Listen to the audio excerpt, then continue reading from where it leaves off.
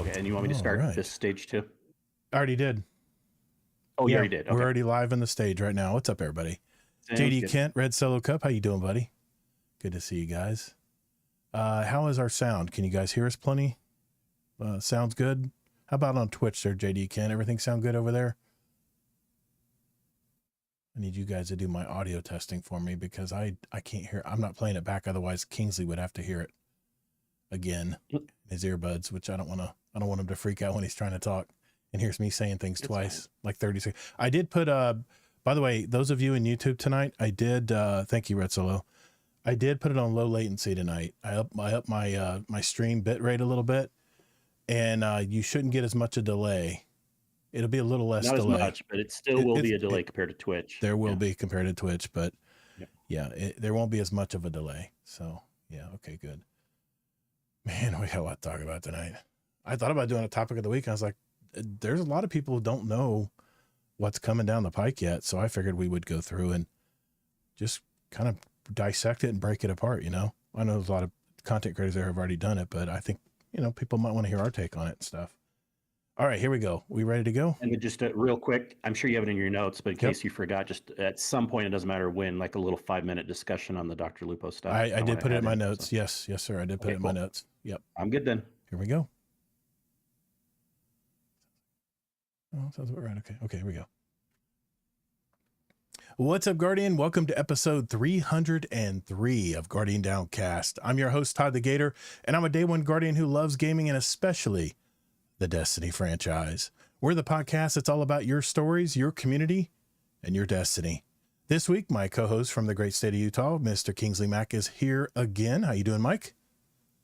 Hello, glad to be here. Excellent. Once again. Got the tincture rolling? Just kidding. Didn't take any. I don't. I'm just giving you shit.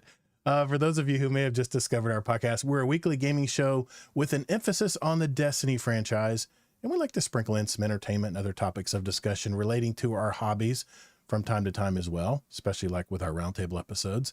But we've been producing audio episodes for almost 6 years now, and now we produce a live show on YouTube, Twitch, and now our Discord stage channel where you can interact with us live in the chat. And our new day and time is Thursday nights at 9 p.m. Eastern Daylight Time. And please, if you're in the chat tonight, don't be shy. Speak up if there's something you have an opinion on. That's why we love you guys here that show up, because we want to hear your thoughts. We want to hear your takes on what we're going to be talking about tonight. And of course, we're going to be talking about the new Bungie reveal. So a lot to cover tonight. But like I said, if you cannot make the live show and you want to hear a playback of it, it is available on my Twitch and my YouTube channel. So check that out if you were like across the pond and in bed right now or in Germany, half asleep. So I know we have some members over there who like to watch our live show, but if not, just you go to the playback on my YouTube or Twitch channel and you're good to go. In this episode, Kingsley Mack, of course, will go over our week in gaming and life.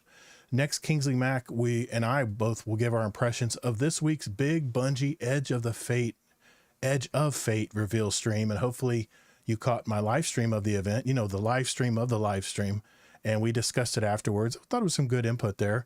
It is also replayable on my YouTube and Twitch channel if you want to see our very fresh impressions once we watched it. The one thing that we can count on, though, with this big reveal event is that with all the information they shared, there's just as many questions arising from all of it. So it's been the kind of the bulk of our discussions this week in our Discord chat channel, in our Discord the community. By the way, if you do want to join the conversation and be a part of our community, you can go to discord.gg/Guardian Downcast for the invite link, and instantly you'll be right there. We're also going to go over this week in Destiny. That's Bungie's weekly blog, has some important information as well. Something that's happening tomorrow that I'm kind of excited about. As we do nearly every week, we'll look to our Discord community for any questions for the show. And hopefully, you know, like I said, those of you in the live chat tonight, if you have any questions, just at myself or Kingsley Mack so we can see you in the chat, and we'll be sure to pin those questions and answer them for you if we can. We'll go over the results of our end comments of our Guardian Downcast question of the week. Every week I ask a random question every Monday, and we share the results live on our show. So if you want to participate in our next question of the week, look for that channel in our Guardian Downcast section of channels in our Discord community. And like I said, we might even share some of the comments as well. It's an exciting time to be a Destiny Guardian. So if everyone's ready, let's roll.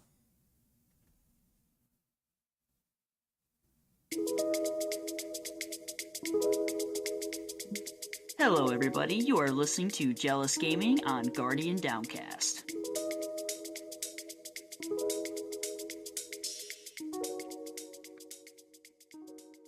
Dorath, any tinfoil hot takes tonight? I don't know. I might have something, Sure, but you'll have something. I'm sure I'll have some shit to throw against the wall, and we'll see if it sticks. But no, I probably just going to be more of an informational show tonight. And of course we got our takes on everything when it comes to the reveal, but, everybody ready? You ready to go for, to review our week, Kingsley? Everybody good? I'm ready. Here we go.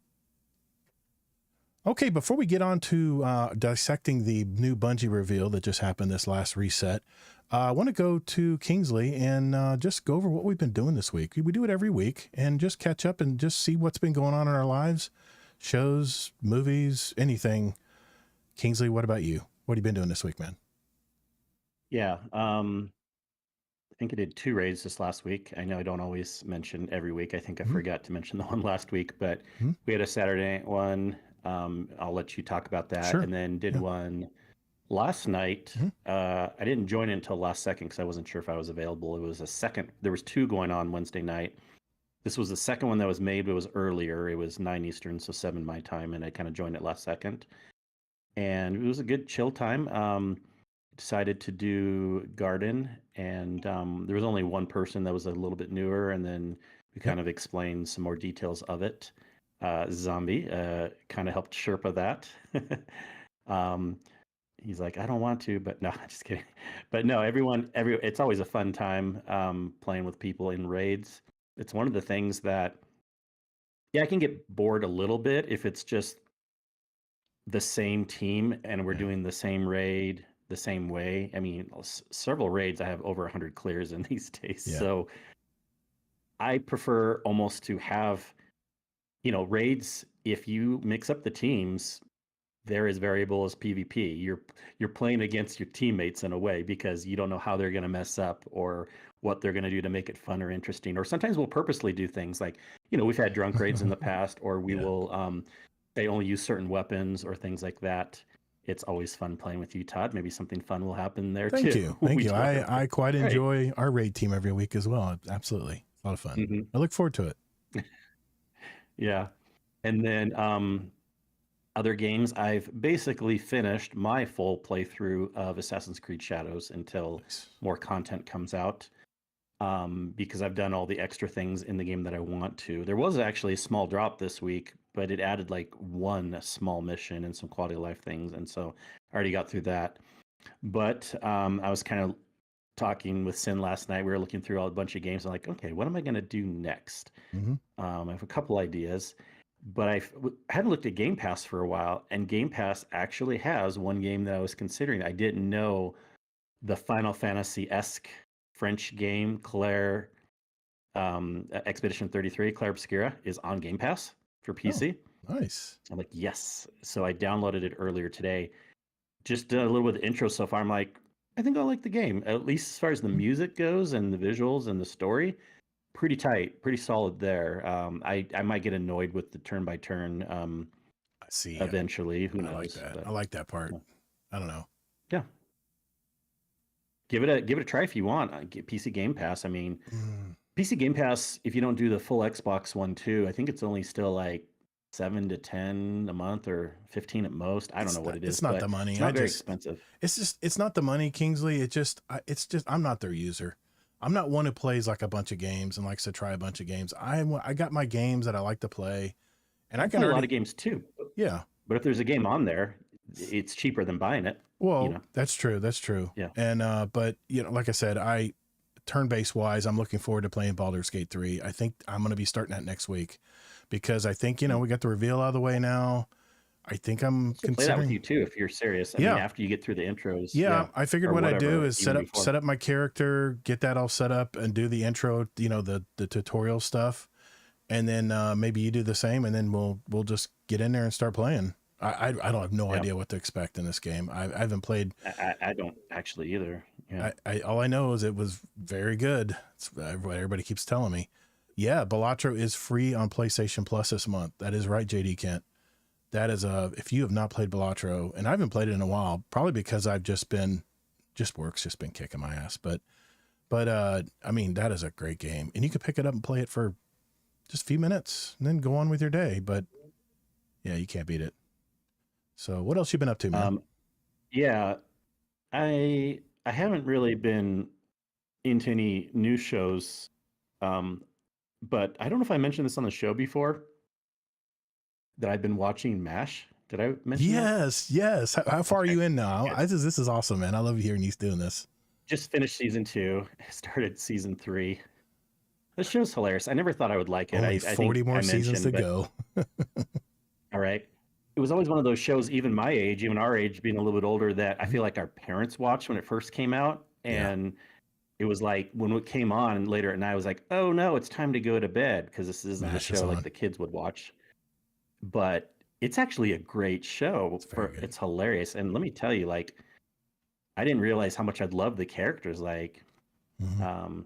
Alan Alda or whatever his name is, and the other main guy, and they're great actors. I mean, they just so many funny quips in there and stuff. But I also finally rewatched. I was like, I feel like watching a Star Wars movie. I did Empire Strikes Back, Nice. and I'm trying. I need to watch all 3 again because even growing up, I had an opinion. Like, I feel like I liked New Hope. I liked the first one a lot, and I like Return of the Jedi, except for all the Ewok stuff. But I liked it more as far. The reason why I liked Return of the Jedi was because of having another Death Star and all the crazy stuff that happens there. Empire Strikes Back is a lot of people's favorites. I know it was my mom's favorite Mhm. and stuff. It's a good one, but I remember why I don't like it as much now because there's like so many slower parts in it, which I know are very important for the story. But Luke having the whole thing with Yoda, learning about the Force more, and then the whole slow thing with Han and Leia and the ship getting stuck in the asteroid with, I mean, some people are like, why is that considered slow? But I don't know. Just to me, Star Wars is best when you're having space battles, fights in a ship on a planet, or doing something like that. But I don't care about like a 30-minute scene of Luke getting caught in the cave with the white snow monster, or I know it wasn't 30 minutes, or like him doing his learning with Yoda and stuff. I want the actual Star Wars stuff to happen. Yeah. Yeah. You're But making sense. what I love about Empire Strikes Back is it's when you first see a super Star Destroyer. You have the Star Destroyers, and then you have the super Star Destroyers. Yes. And I can just imagine when this movie first came out, everyone's like, what the hell is that? Like, you see all the Star Destroyers, and Yeah. they're already big, right? They're called Yeah. Star Destroyers. Yeah. And they're all floating in space, and the music is like dun, dun, dun, dun, dun, dun. And then all of a sudden it pans up, and there's like another ship that's like 10 times the size of Yeah. a Star Destroyer. And it's That the super Star the Destroyer. the small Star Destroyer actually goes up into it just blows you away. Yeah. I know. It's crazy, man. Yeah. Yeah. I mean, of course, like they did as good as they could for back then, and today's technology would show that way better, but it's still kind of impressive. Man, So, I'm telling you, been Kingsley, having fun watching that. you need to watch Andor, man. It is Yeah, so maybe I will. good. I'm telling you, it is right up your alley. Is there tech ship stations, battles, things like Oh, that? absolutely. It has all that stuff. Okay. It's actually Because to me. story is good, but I like the technology and the battles and the ships, Mhm. and that's why I really liked the latest Star Wars games, because a lot of the games you're like running through like bases of the Empire, and you see like Right. all the technology and the Right. terminals and everything like Oh, that. oh, So, it's time wise, it's right. It's basically the origin of the rebellion, against the Empire, and it shows both. It's the tug of war between both sides, and how initially. again, I don't really care about the story. I want the tech. And But the no, battles. Yeah. don't worry. There's plenty of tech. I mean, you go into Coruscant and a lot of the cities, and you're like, wow. And you see the ships flying around, the luxury liner. Right. The luxury, like people, the ships that rich people drive and have drivers and stuff. And I don't know. To me, the story's awesome because I love that part. But it has all the beautiful looks that regular. The big difference is. And I have no shade against the old Star Wars movies, but let's face it, man, the scripts are pretty simple in those movies. The scripts were very straight laced and they weren't really dynamic at all. But when you get into Andor, it's just like the scripts are they're written really I don't mind a well. good story, Yeah. but if it's like 90% good story and 10% like showing cool battles and tech, I'm not going to like it as much as Yeah. something else. So It'll scratch that itch. Don't worry. There's action scenes. right. There's a lot of dialogue too, And but I don't know. tell you the truth, I didn't like the ships in the prequels. Like when you talk about the Hmm. luxury liners and the old Hmm. Republic stuff, Hmm. for some reason the Empire stuff always looks the coolest to me. The bad Yeah. guy Empire tech is what is impressive, but Yeah. Rebellion like the Rebels, their tech, I mean, I guess that was kind of the point. They're like a scrappy group in the movies They and are. stuff, but way back, if you go to the prequels, you know, like the Queen's ships and things like that, yeah, they looked cool, like these big chrome looking ships, but like they were almost Yeah. too simplistic. They didn't have like all the fun corridors and hallways and you know, I want to have a TV show that's just focused in a Death Star or Super Star Oh. Destroyer the whole time, Oh yeah. and you learn about the different levels and Yeah. rooms, and it's like it's just the politics of running a Death Star or something like that. That's what I want, is a show like that. I challenge you to watch Andor, because I think once you watch that first season, you'll be like, oh, this is awesome. And I mean, Yeah, I'm I'll watch watching. it. I just watched the third set. There's 12 episodes for the season 2. I just watched the 3 episodes they released. This was the 9th, the 7th, 8th, and 9th episodes, and they are so good, Kingsley. I watch them twice every week. They're that good, because you miss little quirks and little things. You know, sometimes the dialogue, you look away and look at something, and you come back and you're like, oh, I missed that. What were they saying about? There's a lot of cryptic stuff in the script, where where it just gives you. It's so weird, man, because we keep hearing about the rebellion. We really don't know where they came from, and this is this show. It completely just rolls up the curtain and shows you how this fledgling little group of people that what you really like about it is how they communicated where the Empire couldn't pick them up, because the Empire has like spying stations. Cool. Yeah. I'm telling you, you'll really like the just the behind the scenes stuff. But I'm obviously biased because I'm a super Star Wars fan. But funny enough, I would love a series 2 where almost like the whole series, and Taja almost kind of talking about this in the chat too, but like I would almost prefer a series where at least a full season or the whole thing is really more about the Empire and how they're winning for a while. Like there's no hope with, like I want to almost be on the side of the bad guys and see like how that all works and see them win, Speaking of Empire, you actually see how they run a prison and how they use people who are captured for no damn reason that are used for slave labor. And it shows you how, I tell you, the thing you'd be impressed with the Empire that Andor shows you is how meticulous their systems are. They have systems, and they have backup systems, and they have backups to the backup system. I mean, you wonder how the rebellion ever even had a chance, because you're talking about super, it kind of doesn't make sense. Super organized. Because they had some Jedis and Force. And they always have all the, I mean, you take the Jedi, you don't even hear anything about Jedis in this show. There's no Jedis in the show. And that comes later. That comes later. But what you mentioned tech, you will see how good their technology is and how the rebellion is still in the Stone Ages comparatively. I'm telling you, I think Stacy might like it too. I don't know. I think you both will like it if you watch it together, but my wife's not. Well, I will bump that up to at least watch the first episode. Close as I can get. Watch the first episode and let me know next week or whenever. No worries. You won't be here next week, but the following week, let me know what you thought. Yeah, that's right. I won't be on the next show. Yeah. So we'll talk about that at the end. That's it for me though. Yeah. Kingsley's no longer going to be a host. Sorry guys. Yeah. It was a great run. Because I haven't watched Andor. Yeah, it's a great run, but he's not a Star Wars fan, so he's out. That's the way it is. All right, I'm just kidding. Well, I kind of am, or I was more when I was younger. I mean, let's put it this way: when I pre-lit Ines, I did spend the $100 and pre-order the Edge of Fate pack, and immediately got. They released a ship, another Ghost, which is one of the Empire probes, and then of course the little short I don't know what they call them, the little short. Like Cloud City, they use these little scooter things to get around, and I think probably use it in some other areas too. Star Wars fans are out there going, Jesus, Todd, you know what that's called? Come on, man. I know you can pull my Star Wars card. That's fine. Of course, we did last week, Saturday. We actually celebrated my new affiliate status on Twitch.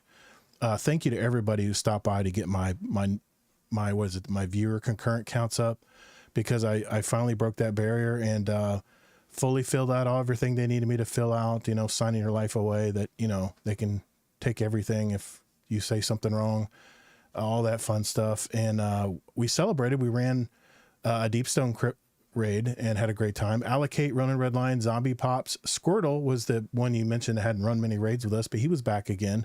And of course, my co-host Kingsley Mack was with us. And we just, we ran through it so quick. We were like, hey, let's just go ahead and run another raid. Why not? We're celebrating tonight, and it was only like an hour and 15. So I was like, let's keep going, man. Cause I was going to go play some Iron Banner, but people don't want to watch that. They want to watch us raid. So we went and did a Garden of Salvation raid, and Squirtle had already run it with us once. So he already knew what he was doing kind of, and we ran right through that pretty quick too. In fact, I think we didn't have to kill ourselves and reboot in the last encounter like we normally do. I think we're starting to get it down. Mm-hmm. Did you see that GTA 6 was delayed another year? I think they said another year. I didn't see that. So May of next 2026. I don't know the exact date. I'm sure Chad will tell us because it's been published. They actually put out a new trailer where they actually put the new release date at the end of the trailer. Trailer's about 2.5 minutes long. It was really good. So many references to Florida in there. I'm like, yep, that's Florida. I can't deny it. They definitely did their research. But so I'm thinking, I think I can hear the collective sigh of all the other developers out there that are releasing games this year. Just let out a gasp of relief that they didn't have to worry about GTA 6 this year. But yeah, it's been delayed a year, so it won't be here until 2026 in the summer. I did see. Now, one thing I wanted to talk about. I did see the closed alpha. Absurd. Yeah, I know. They said they wanted to make sure the game's right. Absurd is the release date for originally 20. Oh wait. Next year is 2026. Okay, so what do you mean another year? Because they said it was going to be out in 2025 sometime, and everyone was speculating maybe the fall. So May isn't a year. Well, it's almost they pushed it into. I think someone's got that date out there in chat. Let us know what that release date is so we can tell everyone. For some reason, I was thinking it was still 2024. I'm stupid. Okay, so it is still May. It didn't get pushed again. Mm-hmm. Okay.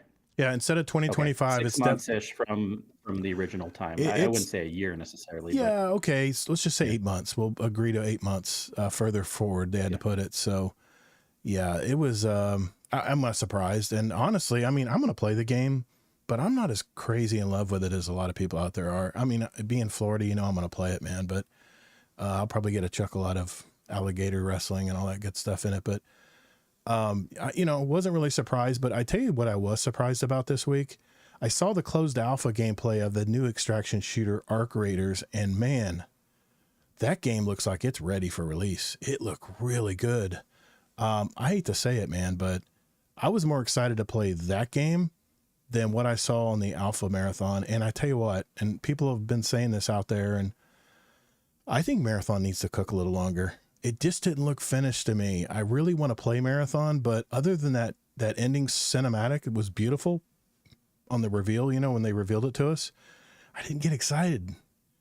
And that's tough for me to say because I love Bungie games. I'm a longtime Destiny player, and it's hard for me to say I don't want to play their extraction game, but Arc Raiders look fun, man. Everything was very detailed. The system seemed to flow a little better. The worlds were enormous. I mean, enormous. They had like 4 different maps.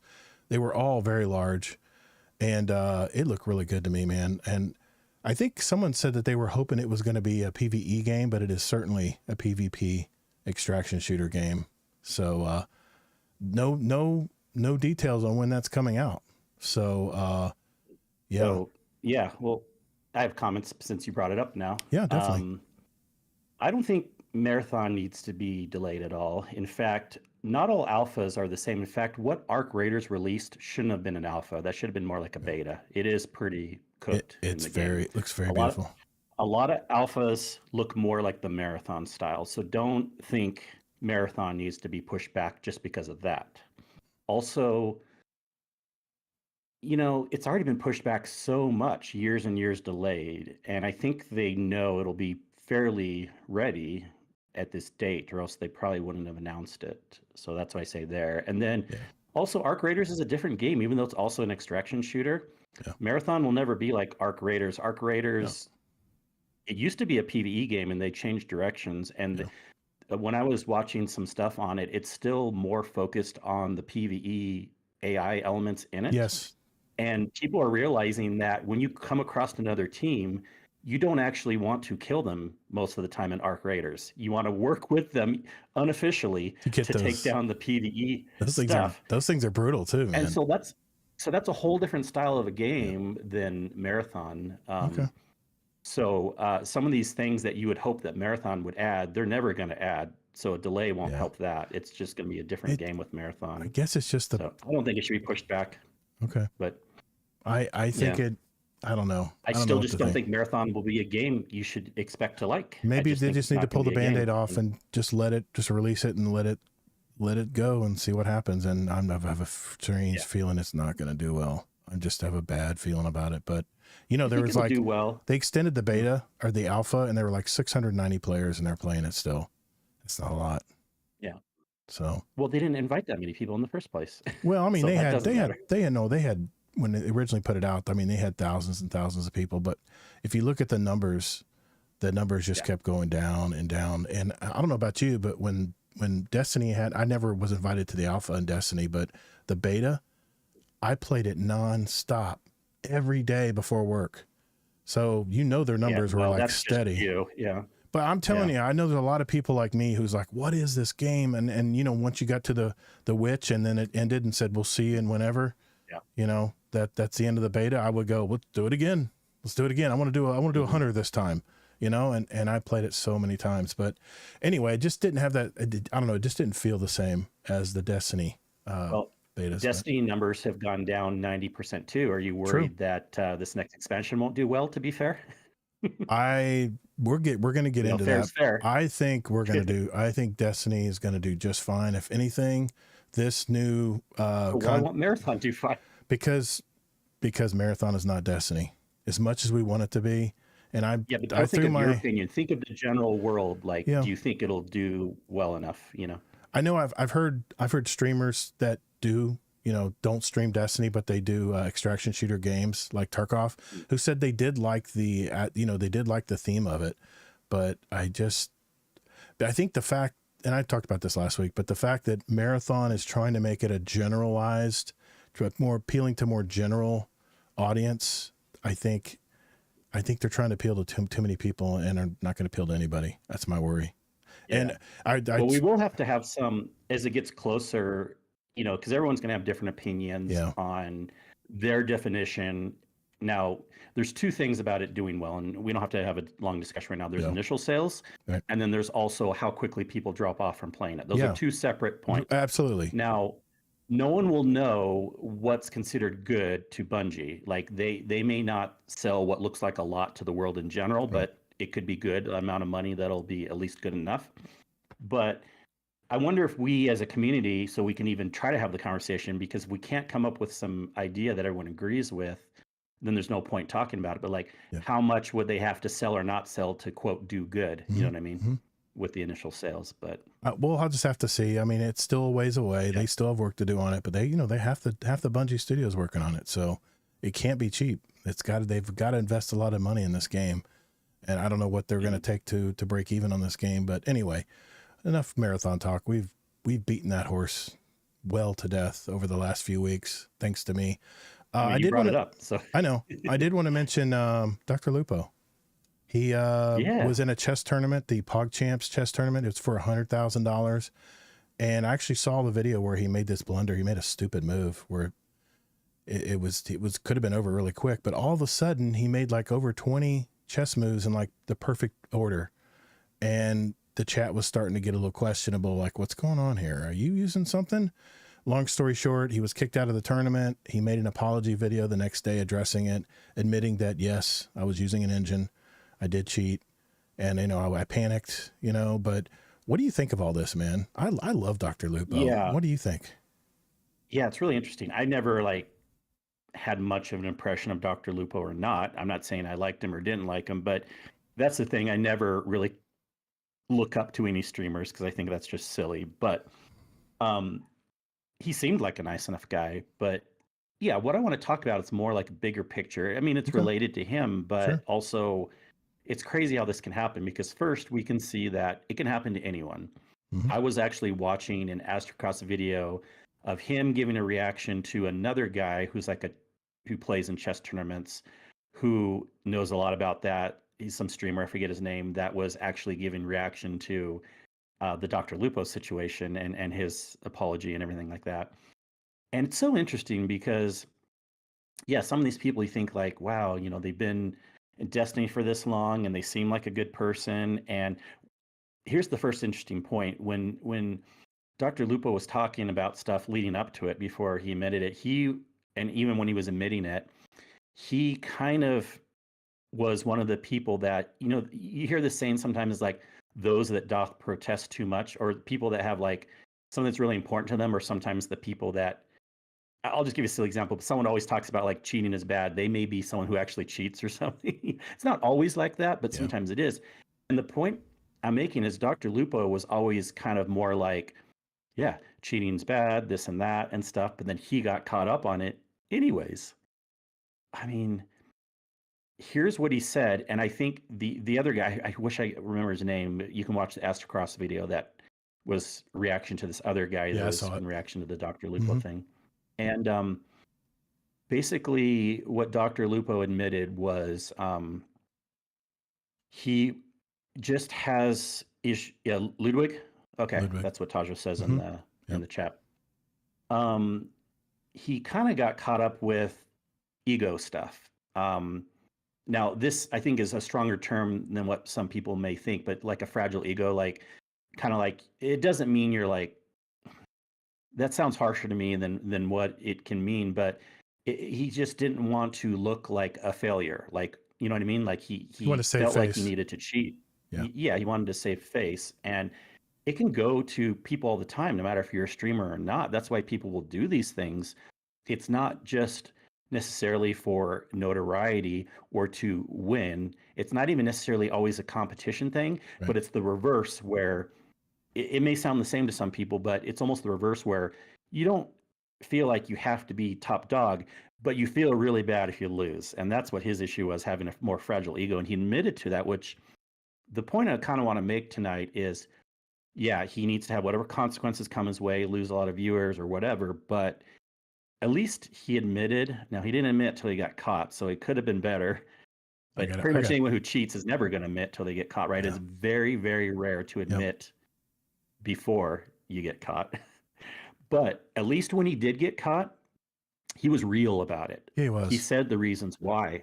He said, I'm telling you the truth, guys, like, it was because I kind of had a fragile ego about this and I didn't want to look bad. I didn't want to look like I lost. Like, he got caught up in it. He just, in the fame of just winning something or trying to win something, and kind of saying that really, I think, can bring up some interesting learning points to everyone as you watch streamers. If you think about your own life, like, we should be in a place where we don't have to worry about our ego around others, right? I know sometimes people are super competitive or worry what other people think about them. They will have egos where it's really hard to lose. I mean, no one likes losing a game, right? But this is easy for me to say because I don't need to ever feel super competitive in my life, and I don't have a fragile ego like that at all. And sure, it's not necessarily fun to lose a game or whatever, but it doesn't bother me. And I hope people can learn from that, for people that do have those type of egos, that look, life is fine without having to win things, without having to worry about what people think of you. Yes, you should strive to win if you're doing a competitive thing, but at the same time, like, dude, life's too short. Don't make that your main goal, is like just having an ego of like winning stuff. And if people can learn that, if people can learn to ideally never cheat, but if you do or get caught on something, be as real as you can. Don't try to make excuses. Then at least you're being better than, oh, no. Like, remember that other Destiny guy that they got caught for cheating? He never admitted. Bunch of them did. Well, there's the one main guy. was it Ikugan or so? I forget. But Hey, there's a lot that have anyways, been Bungie exposed. gave all the receipts, and he still never admitted. He still was drawing the line, but it was clear that he cheated. At least Yeah. Dr. Lupo admitted. But I don't know. I just like the meta points about it. I don't know if you have anything else to say. Oh, But I've got comments. we don't need to I was just go on letting that you get topic, yours. but- I was just letting you get your comment out because I Yeah. didn't want to interrupt you. It's funny. Today, my wife, she's doing testing for elementary and K through 8 schools, and she's going crazy. It's the toughest time of year for her. But they found 3 girls that had cameras or their phone in their sleeve and had an AI app. They took a picture of the question with the multiple choice, and it gave them the right answer. They got caught only because someone in the class saw them do it. And I told my wife, I said, well, what's to say that all the other kids were, at least a percentage of them were using the same app to do it? And it just kind of taints. She's like, it just kind of taints the school's score because we don't know who didn't get caught. And here's my take on Dr. Lupo. I really respected this guy. He started playing Destiny Crucible, and the guy was ice cold when he did his call outs. He was just amazing. He was an amazing Destiny Crucible player. But the problem is the water's tainted now. And now everyone's going to look back and say, well, yeah, you were the one that was very anti-cheat, and, Tarkov and all these other games you streamed, you were like the poster boy for, I don't want to cheat. But now it questions everything. Yeah. And I think the reason he did it, and I actually remember hearing this from Admiral Nips and Fluffy Fingers MD. They had Marky Mark on this past week. It's a good episode. They had a lot of good conversation in it. And Admiral Nips nailed it. Streamers today, especially if people watch them because they're good at what they do, as they get older, as they start accumulating a community, as they start, feeling the pressure of staying on top and being like one of the best players, just being relevant. There's so much pressure on just being relevant that people are human. They're going to take shortcuts if they can, if they think they can get away with it.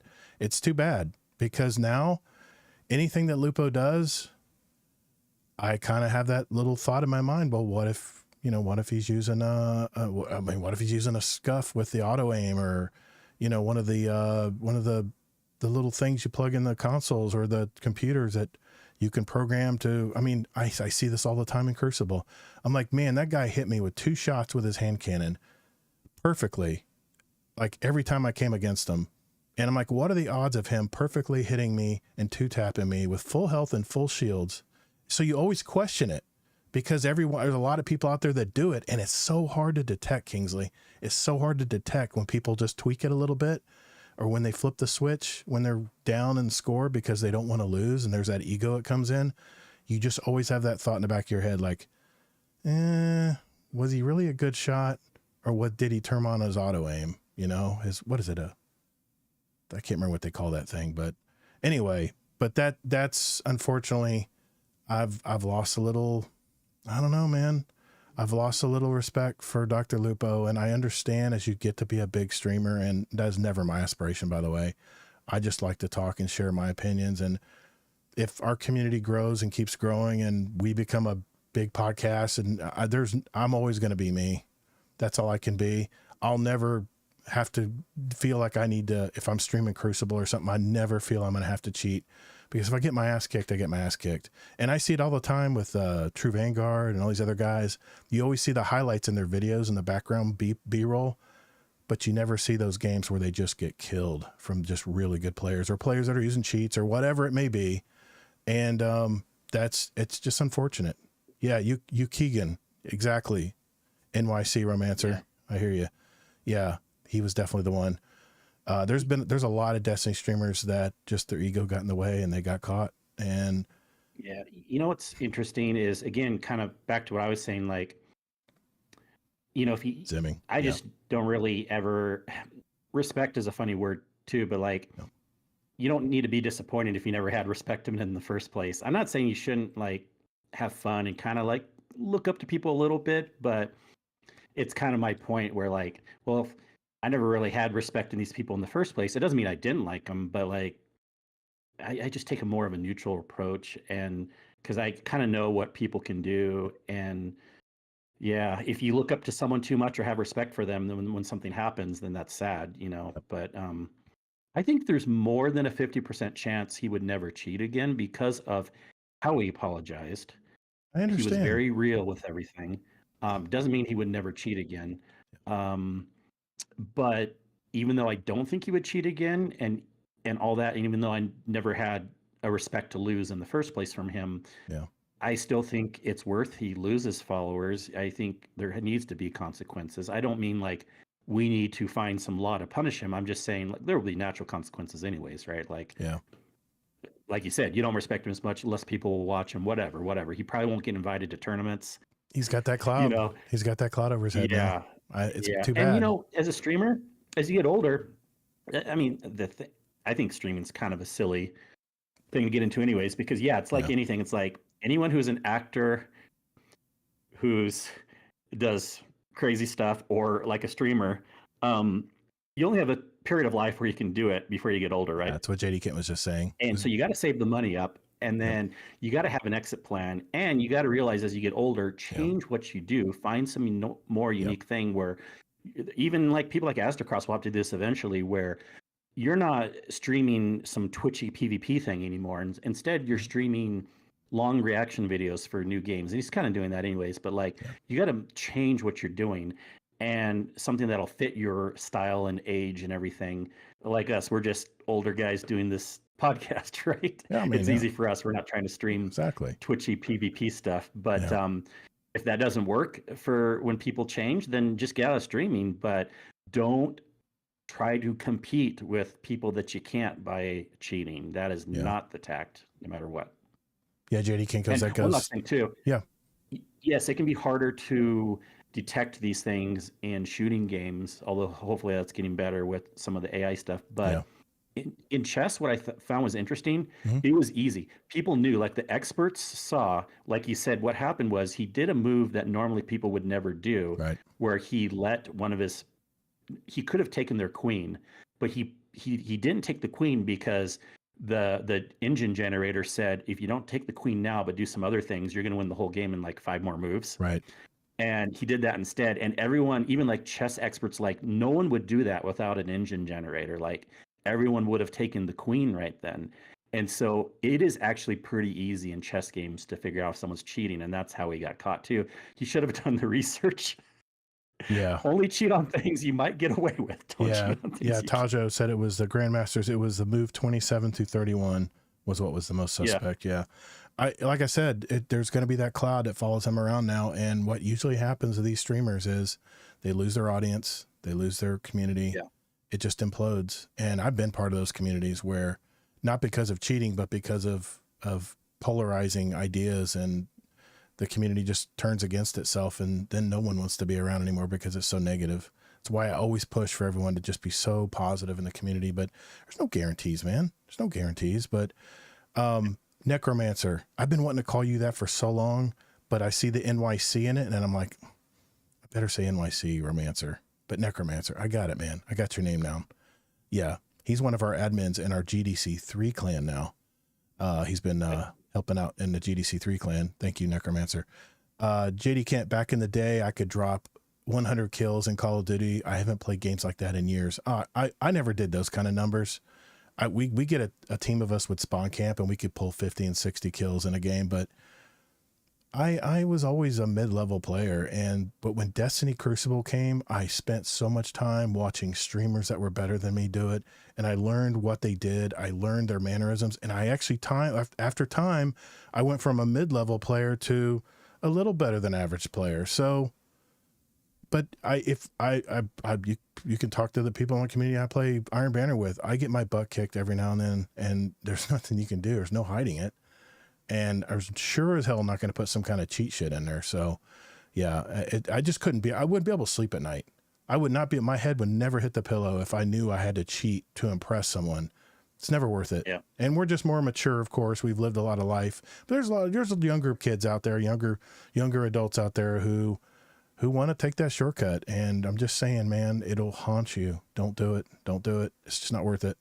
It's not worth that small little bit of whatever. So anyway, moving on. One thing I did want to talk about before we move on to our main topic of the night, I did see a movie at the movie theater in the Dolby Theater this week using my AMC Stubs A-list membership. We saw Thunderbolts. Rotten Tomatoes did give this a certified fresh 88% from critics, and the audience agreed with a 94% rating. But I got to be honest here. I have not been a fan of Marvel movies in this past year. Deadpool and Wolverine was the last one that I really enjoyed, mainly because it made fun of itself. It was refreshing to see something like that. Also why it grossed over $1 billion worldwide. But I was hoping that Marvel Studios paid attention when it came to that movie, and I was hoping they applied it to Thunderbolts. I had pretty high expectations for this one, but the story really crawled along in the opening, and I was kind of worried halfway through that the studio lost its way again. But the second half of the movie did get better, and it kind of brought everything into focus, and it brought me back in. The comedy lines were pretty good. There were a few groaners out there, where they do those puns and those, even if they're self-deprecating puns in the Marvel movies, and you're like, oh, why'd they say that? That's just stupid. It's just really cringe. But will it be as good as Superman coming this summer? And I've heard rumors about Superman. I'm not going to cloud my judgment on that, but the previews look fantastic. I don't know. But if you're on the fence and you don't really care about the experience of being in the Dolby Theater and, the rumble seats and all that, like I did, just wait a few months. It'll come out on Disney Plus. I give this one 3.5 stars. It was a good movie, not a great movie. By the way, there are 2 post-credit scenes, cutscenes that you want to wait for. So if you're watching it on stream or you're watching it at the theater, make sure you stick around. There's 2 cutscenes post-credit. So don't make the mistake of watching some of the people in the theater just walk right out. I wanted to flag them down and say, oh, you're going to miss this part. And yeah, there's 2 scenes. Some people don't care. Some people don't care. You're right. Speaking of Disney Plus, I did talk about Andor, and I won't go into it any further, but I will say this week's episodes, there's a big finish next week, but the 3 episodes that centered around this topic was about a planet that gets destroyed or potentially gets destroyed. It got real, y'all. The shit got real. This was a very serious thing in the overall Star Wars picture, and it really makes you understand why the rebels really hate the Empire so much. And you'll understand why once you get into the story. But man, I cannot recommend Andor enough. It is so damn good. And it's going to suck when next Tuesday, it comes out on Tuesdays at 9:00 Eastern, as when they release the 3 episodes. I'm going to be bummed when those 3 episodes are done next week, but I'm really curious to see how supposedly it's supposed to lead right up into Rogue One. So we'll see. We'll see how it turns out. One last thing I just found out about today. I told you last week about the making of the John Wick franchise, the documentary called Wick is Pain. It is out on May 9th. I did find out it is available for pre-order on Prime Video and Apple TV and YouTube. It's $9.99 if you're interested in watching it. So, just letting you know, it is available out there. And tomorrow, Friday. Why? You're going to pay for it instead of wait for it to be included in a subscription? We'll see. I haven't pre-ordered it yet. I'm thinking about it, but I'm going to wait and see what people review it. I want to see how people review it first. So, yeah, it's exactly at Red Solo Cup. It's a mini movie. It's like watching a Star Wars movie every week. It's really good, man. I can't say it enough. I tell you what, though, summer is loaded with good movies. The end of this month, the 23rd, we got Mission Impossible, The Final Reckoning. June 20th, 28 years later, F1 with Brad Pitt comes in June 27th. Friendship, I told you about that. Tim Robinson and Paul Rudd is going to be out sometime in June. Superman, July 11th. No. Friendship comes out tonight. I'm going to watch it on Saturday. We just looked at the theaters. We didn't see it. I hope it's at their local theaters. I'm really going to be bummed. Dates wrong, unless they're different in Florida. I hope it's not going to. I'm going to be bummed if it doesn't come to our theater. We just looked for movies for next week, and it didn't show it. I'll look again. Hold on. I could be wrong, but the thing that I check is always talking about movies. Yeah, that's an independent movie. I was not seeing it, but it's going to be really good. What's that? It's an independent movie, but it's going to be really good. It's got really good. Well, it's an A24 movie. Yes. I just learned about it today, and I am so freaking excited. I'm probably going to see it on Saturday. Here, let me see. Can you verify it for me? Yeah, I'm checking now. I really want to this see is important. I'll go see it this weekend. It's Mother's Day, by the way, all you guys out there. Mother's Day Sunday, don't forget. Okay. So limited release tonight. Let me see if it's my theaters. It's not in our Technically, the wide release is the 23rd. So 23rd. we're both right. Okay. We're both right. But I'm Same gonna see if I same can week get as limited Mission release. Impossible. Yep. Yeah. Same week as Mission Impossible. So we'll have to figure out how to see both. By the way, AMC Stubs A-list now, 4 movies a week, same price. 4 movies a week. Just letting you know, they just upgraded that. They just told us about it in the app. So 4 Who's gonna movies. watch 4 movies a week. It doesn't matter. At least you have that. At least you have that option. What's up, Cam? Anyway, just want to let you know, Fantastic Four, July 25th. Life of Chuck comes sometime in May. Steven Spielberg and Stephen King are behind this movie. I don't know anything about it, but being it's from those two guys, I'm definitely going to get into it. Okay, that's enough. Let's all for me. Let's get into this great reveal that Bungie put out this week. Or great question mark? We'll find out right after this. let me play a transition. Let's go Wait a with sec. this one. Hey, this is Mr. Monkey, not Killer Monkey, not Monocle Monkey, Mr. Monkey. Get your bounties done. You're listening to Guardian Downcast.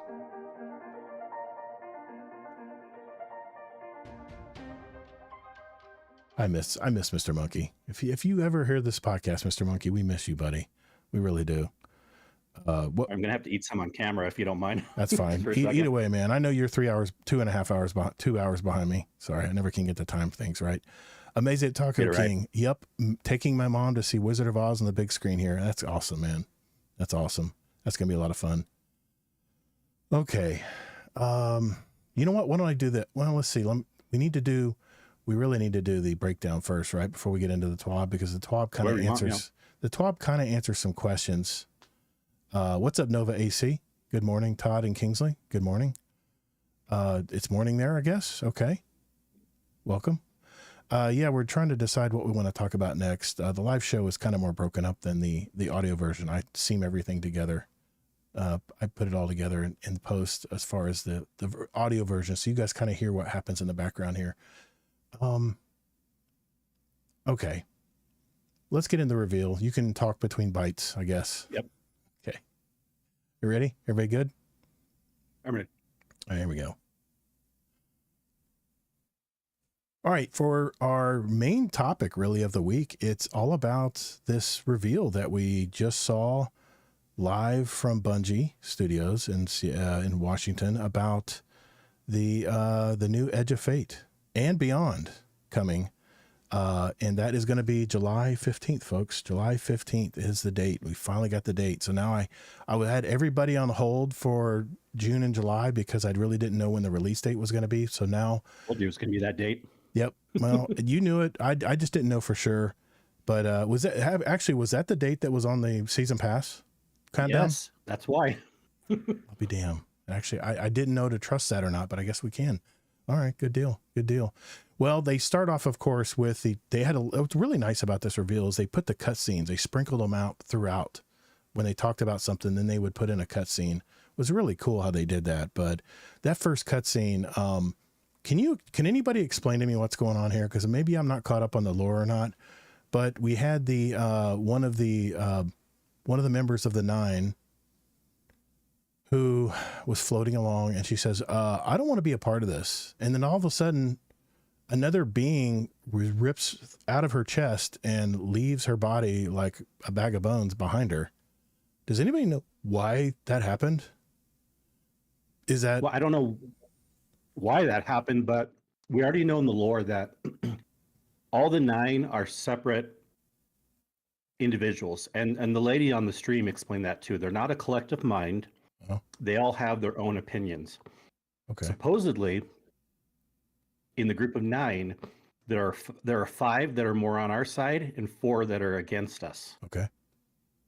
And so the emissary or whatever might be the one that's on our side. I couldn't tell you if that part of the lore is correct, but supposedly what I'm gathering from that is there's shit going down where maybe other 9 are saying, we need to do something to stop the Guardians or mess with them or whatever. And she's like, I don't agree with it. That's basically how I read it. The amazing Taco King says in chat, the emissary, she broke away from the 9 god controlling her from what I can tell. So we know the 9, there's 5 and 4, right? There's 5 that Supposedly. Yeah. I guess are on our side, and there's 4 that are not. Correct me if I'm wrong there. I think that's what they said when I was listening to this, but they start out with that cutscene and we're like, what the hell is going on here? You know, we're like, geez, what the heck, man? And then of course they talk about the new planet we're going to visit. What planet is that, Kingsley? Well, hold on real quick, because Okay. also, and Kilvin talks in the chat, did you notice that she looks like a Guardian when she broke away? Yeah, she looked like she had all the Yeah, Guardian so- armor. She looked like a Titan. So what Kilvin said was, I think that the emissary that was once a Guardian, she quit being the emissary and took her previous form. Okay, I see. But the 9's forms are still something that, I mean, maybe she actually used to be a human Guardian in the past, but the Right. 9 is more like this force. They're trying to make a form that's human, but they're Right. not really technically human, of course, you know. So we'll learn more, I'm sure. Yeah, Tajo says, I Sorry, got the go ahead. I impression. just thought that was important. No, I'm just reading chat too because I'm trying to understand this. Tajo says, I got the impression that the 9 are annoyed that we have forgotten about them. And keep in mind, the 9 are older than the Traveler. Older than Yes. the Traveler. They're way back in the back. I mean, we don't really know. We just don't know much about the 9. But it was so chilling when she finally broke out of her skin or whatever happened there. Those chilling words. My will is not my own. I'm like, damn, I'm excited. She looked awoken to Amazing Taco King. Yeah, maybe. I'm not sure. But of course they opened the whole stream with that little cutscene, and I thought that was really good. But we'll be going to a new planet, right, Kingsley? Let me pull up our notes here so we can make sure. Yeah, we don't forget which anything. are you just having your own order of No. going through what we're talking about, or No, let's. are we going through? Do you want to go through our note? Do you want to go the way we have the notes on that link? You want to go Yeah, that? Okay. I'm fine either way, but I just need to know if I shouldn't bring things in a different order than you're talking about. No, it, let's so. go in. I want to make sure we're on the same page here. Let's stick to our notes here. The first thing they do is they talk about the year of the prophecy roadmap, right? They talk about the Edge of Fate was going to be our first our first I guess first DLC or first expansion. There are two. Yeah, there are 2 expansions per year now. Yep. Each expansion is considered medium-ish size, and together I believe it's a little bigger than Rise of Iron. That's what they're saying. said. Yep, that's what they're saying. So the Edge of Fate arrives July 15th. There's a new destination called Kepler, which is an old planet from what we understand. And now one of the Bungie employees was saying that we can see this planet on the outskirts of our map in Destiny. Is that right? Does anybody look for it? I didn't look. Anyway, she says there's a little planetoid on the edge of our map, and that's where Kepler is. JD Kent says the emissary or Orin used to be a Guardian. In the old Drifter cutscenes, that's the lady he was talking to. I remember that in that season. I remember that happening. I remember that dialogue. So yeah, okay, it's all coming back to me now. But so we're going to a new planet, and it's inspired by a puzzle-solving and pathfinding challenges of Destiny 2's dungeons and destination design, which encourages deep exploration, mystery, and player-driven discovery. There's new weapons. We saw that some enemies enemies. We saw that some enemies had like jetpacks on that were flying toward us. There were these little mini, I want to call them shanks, but they're like little shank balls. I don't know what to call them, but there were like it doesn't matter. hundreds of them pouring out, which I'm already getting nightmares over that one. But what else do we see there? So with that stuff, I'm glad they showed us something with some new things, because I already read. I'm not going to talk about all the spoilers, but a lot of this stuff was like I already knew. But Right. I kind of knew also that we're not getting new enemy types or races. I mean, we may get some boss here or there that they're going to keep a secret. So, but I'm glad they at least showed us that we're getting some subtypes. So you have the jetpack Fallen, and then you have the new Vex stuff. So Right. it'd be nice to get something more new, but at least there's a couple small subtypes that are new there. It has a I'm glad new they showed us feel. that. It has a new feel, at least. It doesn't feel like it's. Uh, It did to well, me. if you're gonna bring up that topic, I don't agree. Okay. But it looks like just normal Destiny to me. Okay. Well, But I feel like Final Shape had way more of a new feel than this does. But Right. but that's just my opinion. Yeah, Well- if other people feel like more like Todd, then yeah. I don't any kind of new setting or in slightly different characters. It always makes it feel new to me anyway. But I've played so many patrols, I just know everything looks so the same. But the new home screen now is no longer going to be all the planets. It's going to be the portal screen. Wait, and then also we didn't talk about the new abilities. I was going to ask you about that. It's not Well, dark. you skipped It's not past a. that It's not a dark. I know. I purposely did. I don't understand this Purposely? part. You don't want to talk about it? No, or- I want to talk about it. I want to talk about it. I'm just being facetious. It's dark matter. It's not a dark subclass, but it's a dark matter. One of the abilities is called Relocator Cannon, which uses fallen dark matter each to teleport players across the environment, and Mattermorph, which lets Guardians manipulate their surroundings using the combined forces of dark matter and the Strand.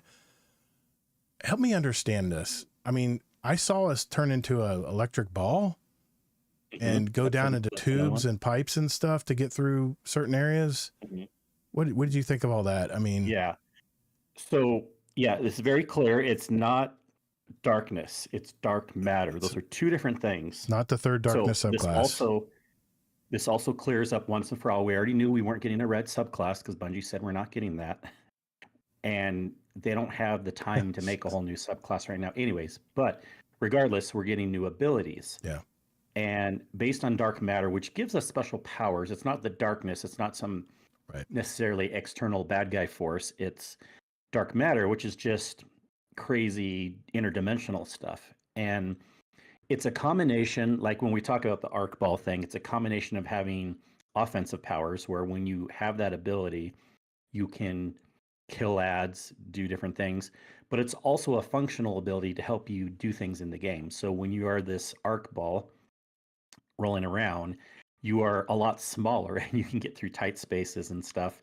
It's kind of funny. That part of it, that's like the least Destiny looking to me of any part. I'm like, what are we now, a Sonic game where we're just shooting around and going through rings and going in little tight spaces and stuff? It looks a little goofy to me, but I'm also excited to the exploration part where as we can get in these smaller spaces and do that.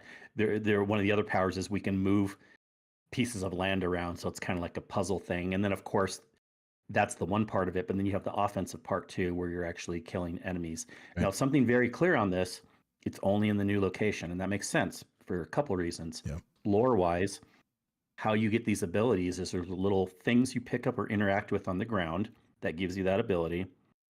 And it's only going to be in the new location for even a practical reason, because they probably don't have the time or ability to tune it to all our previous locations to make sure we're not going to break something. Right.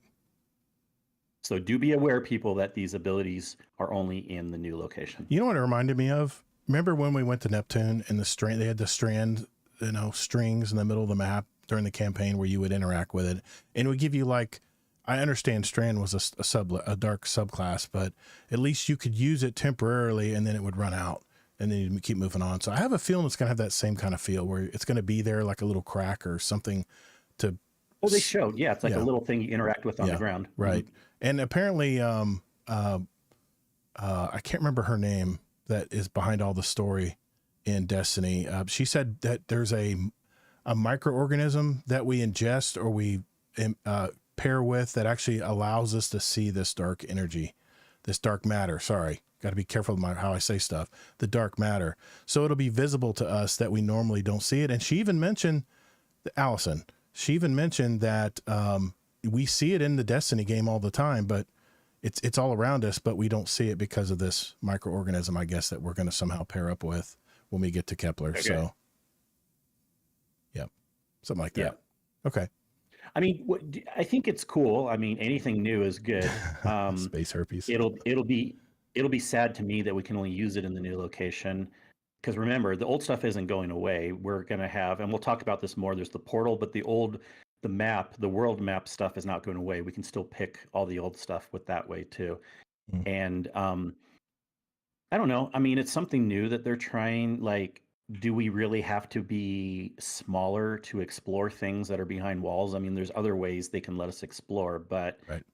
As long as this goofy ball that's running around isn't too hard to control or, makes Yeah. it seem like too much of a different game than Destiny, I'm all for it. Just to at least check it out. Yeah, Scarlet Maddie in the Discord said it does literally look like the Metroid Samus ball or egg. So To me, I'm thinking like Sonic. The only thing they didn't show Yeah. was, the ball's all moving all fast, rolling around, and the only thing they didn't show is us going through some rings. I mean, maybe they'll right. have Yeah, that. exactly. Exactly. I didn't see the rings flipping around as they went through them. Yeah, exactly. Yeah. JD Kent says it seems to me like a temporary ability to solve a problem or puzzle. Yeah, that's what I'm thinking too. And we'll see this little hint in the game, and we'll realize that we have to solve some kind of puzzle to get through. Yeah, of what course we is. have offensive abilities with it too, with the enemies. So Don't even say that, JD Kent. You're getting my hopes up, man. He says we're using the What did he say? force. We're using the force. It's all around us and binds us together. We'll see when it comes to the next thing we talk about down the line here, but I don't want to reveal it too early here. But yeah, the new home screen is called the Portal. This is where they said it is where you can jump in quickly to know exactly what you need to do or what you want to do. For the single player, just jump in. What do you want to play? It supposedly has all the activities around you and shows you exactly, what, it just makes it easier for you to navigate and immediately jump into an activity or whatever you decide you want to do, versus the planets where you have to face it. You have to scan around and say, okay, what's this glowing ball? What's this for? Or I guess it simplifies it for the newer player, right? But the planets are not going away. The planets are not going away. So yeah, they're not. But I think this is good, of course. Yes. But when I see it, I get bored looking at it already. I'm like, I liked the planet I do screen too. way better than this screen. Me too. Just because we've known.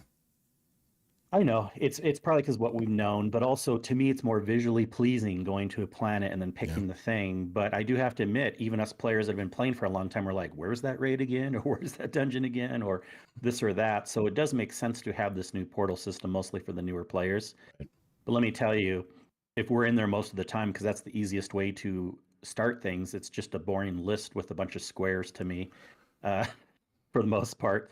I'm just nitpicking. Don't worry, people. I'm not like talking all this down, but it definitely looked a little boring to me compared to the system we already had. Well, they said that the portal, you'll be able to easily, you'll be able to easily choose between Fire Team Ops, Pinnacle Ops, Crucible Ops, and the newly introduced Solo Ops, which I'm going to be using a lot of that because I play at weird times of the day, and there's not always people around to group up and get a team set up with. I kind of like planning that stuff anyway, to know that I can expect we're all going to sit down and do an activity for the night or whatever. It's nice to just be able to jump in and do solo stuff. And of course, they mentioned in the Solo Ops, I have to mention it because I lit up when I heard this. You'll be able to play strikes on any level solo. Thank God. I've been wanting to do that. I've been wanting to challenge myself in strikes, but when I'm forced to matchmake against other players, I'm sorry, I got nothing against other players. I want to challenge myself to get through it and try to get through each champion and go through it. I don't want people just obliterating everything in front of me because they've run strikes for like 5 years straight and they know every enemy and where it appears. I want to go in there and enjoy it and challenge myself going in there solo. So don't worry, Necromancer, we're getting to that. What do you think about, you kind of said the portal was, but one other thing they did say, I want to remind everyone is, you know how if you're a mainly Crucible player, and I'm thinking of Moonshine here, my buddy Warcry, he says, he only plays Crucible. So he's always behind on the power grind. Well, with this new system, you'll be able to fully power grind just playing Crucible. So if you're a Crucible only player, and I know I'm not talking to many of you right now, but I play half and half. I play the new stuff and I play Crucible too. It's nice to know that I can actually rank up my power playing Crucible, where in the past it was much more difficult to do. So I just want to throw that out there because that's a whole other topic now too. Yeah. Sorry. I'll give you a response to that. Okay. But first on the Solo Ops stuff. Yeah. It's they showed a placeholder, I'm guessing, image. I was a little concerned because in the solo ops area, they were mostly just showing things that looked like Lost Sector stuff to do. I'm like, wait a second, didn't they tell us that solo op would be a new activity? But I'm not worried because they kind of said it's going to be multiple things. What I'm guessing is solo ops will be you can do Lost Sector stuff directly What from about the replayable portal. campaigns? I heard about that. Be able to replay some of the I campaigns don't know if I missions. heard that. Maybe, yeah. Okay. And then the solo strikes. But then we still have this supposedly new solo op activity. Right. And this is the stuff that I wish they would have showed us more. I'll give more of like a full recap at the very end. I guess they don't want to show us that yet. I don't know. But remember, we're having a new solo op activity where they said that will take us to maybe previous locations, but they'll have new hidden corridors. They will have random enemy spawns that change every single time. This was something we well, I don't know if I was on the podcast then, but we talked about last year,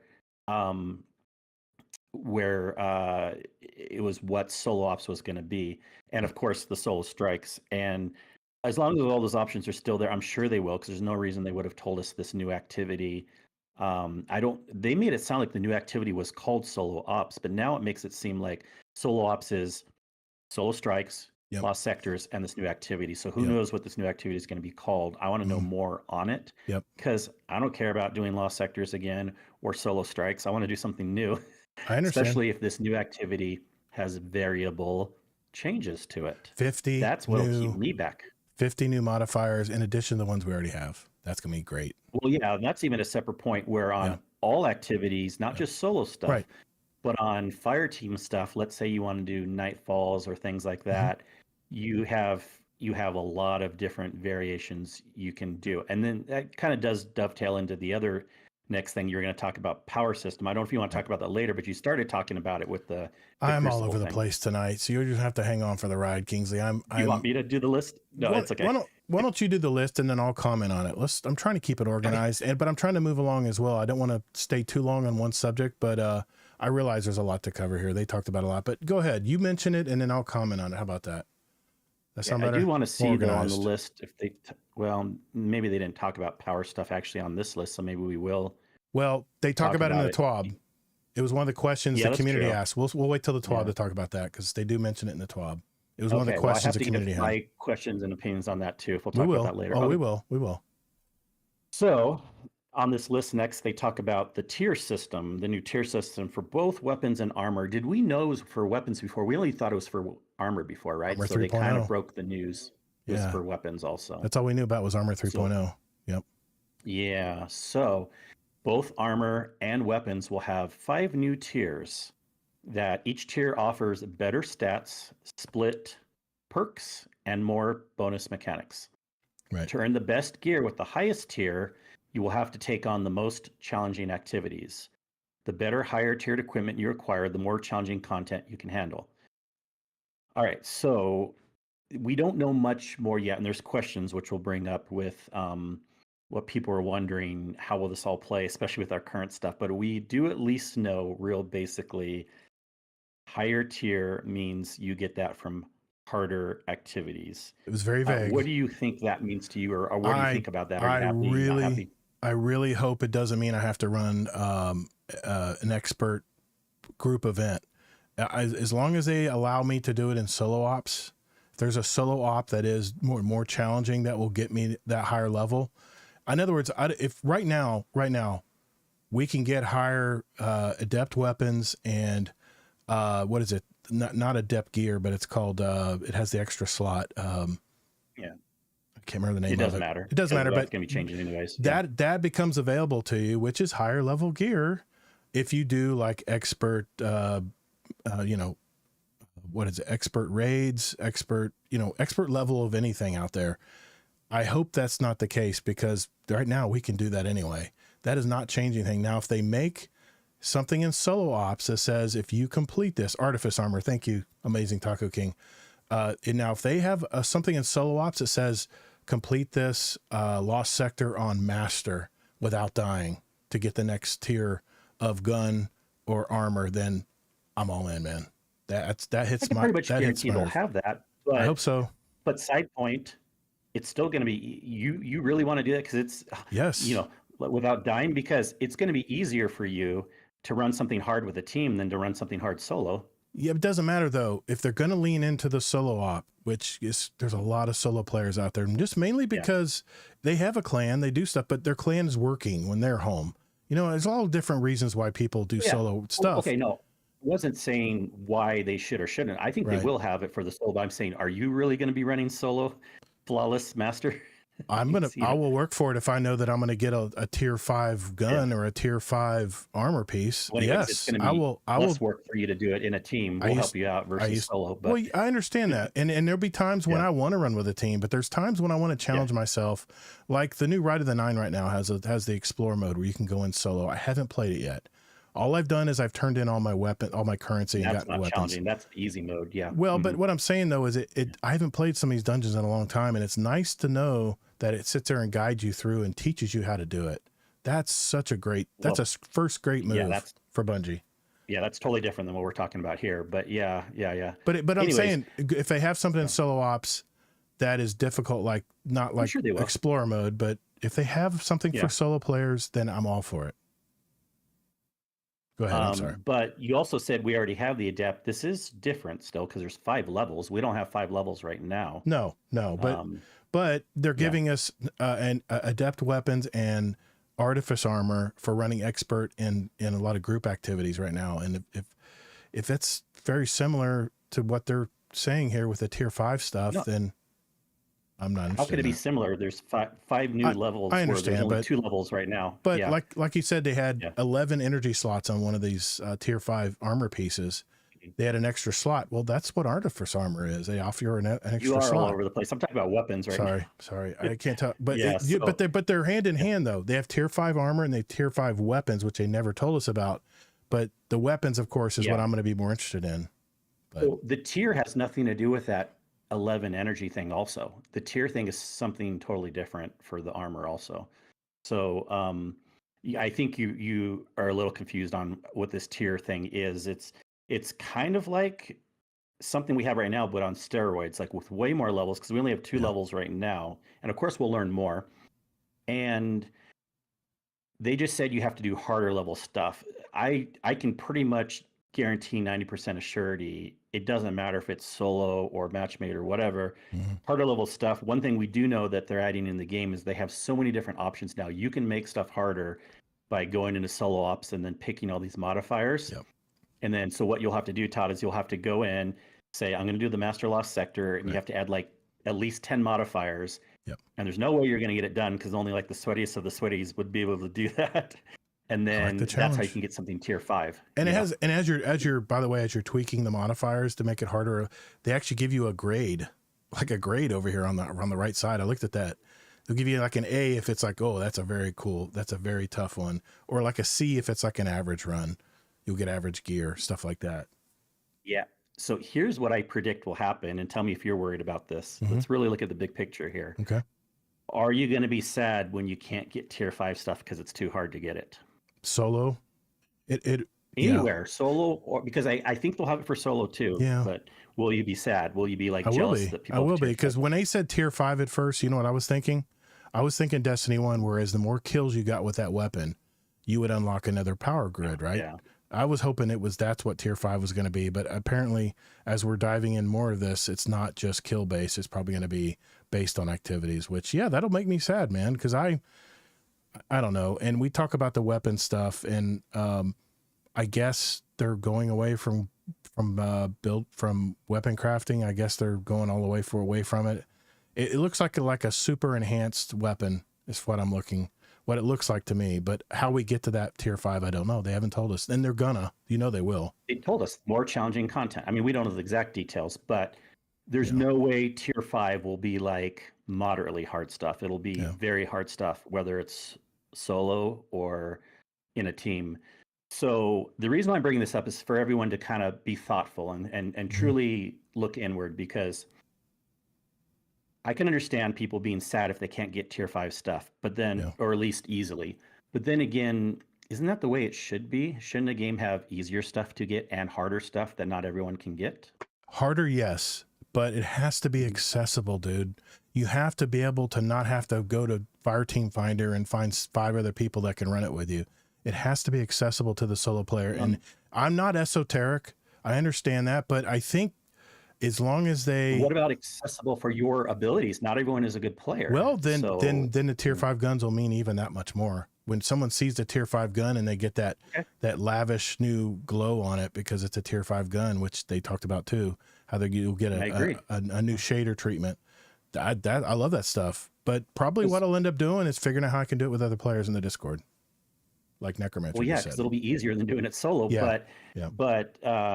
You're probably wondering why I'm asking these questions, but like I think it's an important thing because it brings a bigger conversation of like, are we supposed to be like, oh, everything should be accessible in the game? Bungie, give me tier 5 stuff for not hard. No. I think it's okay to have. Give me, make me earn it. Yeah. But just make it accessible for their solo players. That's all I'm asking. No. Well, you can't use the word earn and accessible because the only way you can get is through challenging stuff. Not everyone has that ability to pass challenging stuff. Their fingers can't move as fast. They don't have hand-eye coordination. They can't pass harder level stuff. So do you think Bungie should cater it so anyone can get it with any ability? Or do you think it's legit only if you've practiced for years or you're a really good player, that's how you earn it? I don't know how to, I don't have enough information to answer that question. Yeah. Once they show us here, now you have a tier 3 weapon. Now here's the process. Here's the UI. This is how you decide to move it up to a tier 4. You have to do this. So until I know how how we're going to do that, I don't have enough information right now to fully answer that. Well, I don't even think you move it up. They just said you get the higher tier by running the more challenging activities. Yeah. So if you're doing a lower level activity, you may only get up to tier 3, but if you're doing a challenging activity, then you can get the tier 5. As long as it's available for the crazy solo players that can do it, then when they earn it, it'll mean something. I don't want, believe me, I don't know. Be sad if you don't have it, or I'll be sad, but I'm telling you, if there's a gun that I really love and I really want to unlock all the perks on it, and there again, I think the perks are going to be RNG, which goes back to my point. They need to have weapon crafting, but I'm not going to go down that road today. Maybe another time. I know, but so they said they're not. Last November, they said weapon crafting is only cupping to weapons after a while, like a catch-up mechanic. Confirms it. Right. Yeah, as a catch-up mechanic. So new stuff will never have weapon crafting, at least for the short to medium term, because that's what they told us. Yeah. So all this stuff you will not be able to craft for a while, at least. Yeah. So as long as you're okay running a Grandmaster level Lost Sector with like 10 modifiers on it, let's just say that's how you have to do to get tier 5. Yeah. But chances are, and I'm not saying anything on your ability, I probably wouldn't be able to do it either. Chances are you probably wouldn't be able to pass that. Then will you be upset? Oh, Bungie, you should be giving us tier 5 for easier. I see the arguments a million miles away, not from you necessarily, but from people in general. Like, make tier 5 easier. That's the arguments I'm hearing, even from a million miles away. If tier 5 actually is a much more powerful weapon, and it's been proven that it's worth trying to strive for, you'd be surprised how many times I'll run that Lost Sector until I finally get it. And when I do, it'll be like that Trials moment when I'm at the lighthouse. Well, no, it's not about how many times you run it. You have to run it on a super hard mode. You may not even pass it once because it's so hard. But the thing about PvE, Kingsley, it's trial and error, man. All you have to do is run it enough times. Like I always say, get your reps in. You'll find out, that boss killed me in one shot, so I need to be behind this rock when I get to this point. I've run so many Lost Sectors in Master. You learn where the bosses are. You learn because it is repeatable. Now, if they start doing what they talked about and start having little... kind of like not AI exactly, but tweak things a little bit every time you go through, then definitely going to make it harder. I'm not sure yet. All I know is if I really want the weapon, I really want it, you'll be surprised what I'll do to get it. Well, yeah, I love to hear. And I agree that you learn the patterns and it's repeatable, but at the same time, there's still a level where people's abilities can't get past that final hop. They can run it. Yeah, absolutely. Everybody hits that wall. Everybody hits the wall. So. Everybody hits that wall. And I just am wondering if tier 5 will be a wall that only 10% or 5% of the population can get to. That's what I'm wondering. I'm just telling you, esoteric, all you see is his finished product, but you don't know how many hundreds of times he runs through all that stuff before he finally understands and memorizes how to do it. I'm just His saying. abilities are better than you and me Oh, too. absolutely. I Yeah. mean, that's all he Yeah. does, but that's all he does. That's his life, is doing that. So of course I'm a casual player compared to Esoteric, but I'm telling you, I've run through some of these Master Lost sectors when there's already modifiers built in. And after a few times of getting your butt stomped, you learn real quick, if you want to master this Lost Sector, this is what you're going to have to do.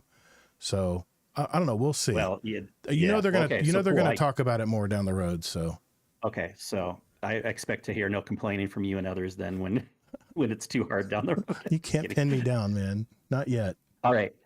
Armor 3.0. Yes.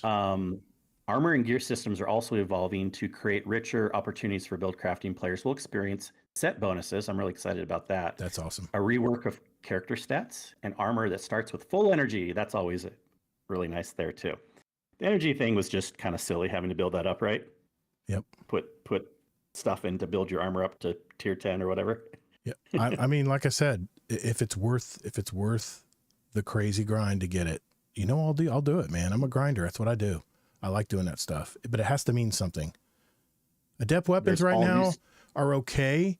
They give you a little bit better. And the Adept mods, yes, they give you +10 instead of +5 and a lot of stuff, but you don't really notice it a ton unless you're like, Well, yeah, everyone agrees with that. And that's why I'm pretty confident, even though overall a lot of the stuff in the stream I'm not super excited about, but I give them full confidence. The fact that they have a tier 5 system for weapons, they had to have thought it through some. So it's not going to be like before where Adept was just like 5% better, but a 5-tier system, you really hope that there will be reasons to get the better weapons.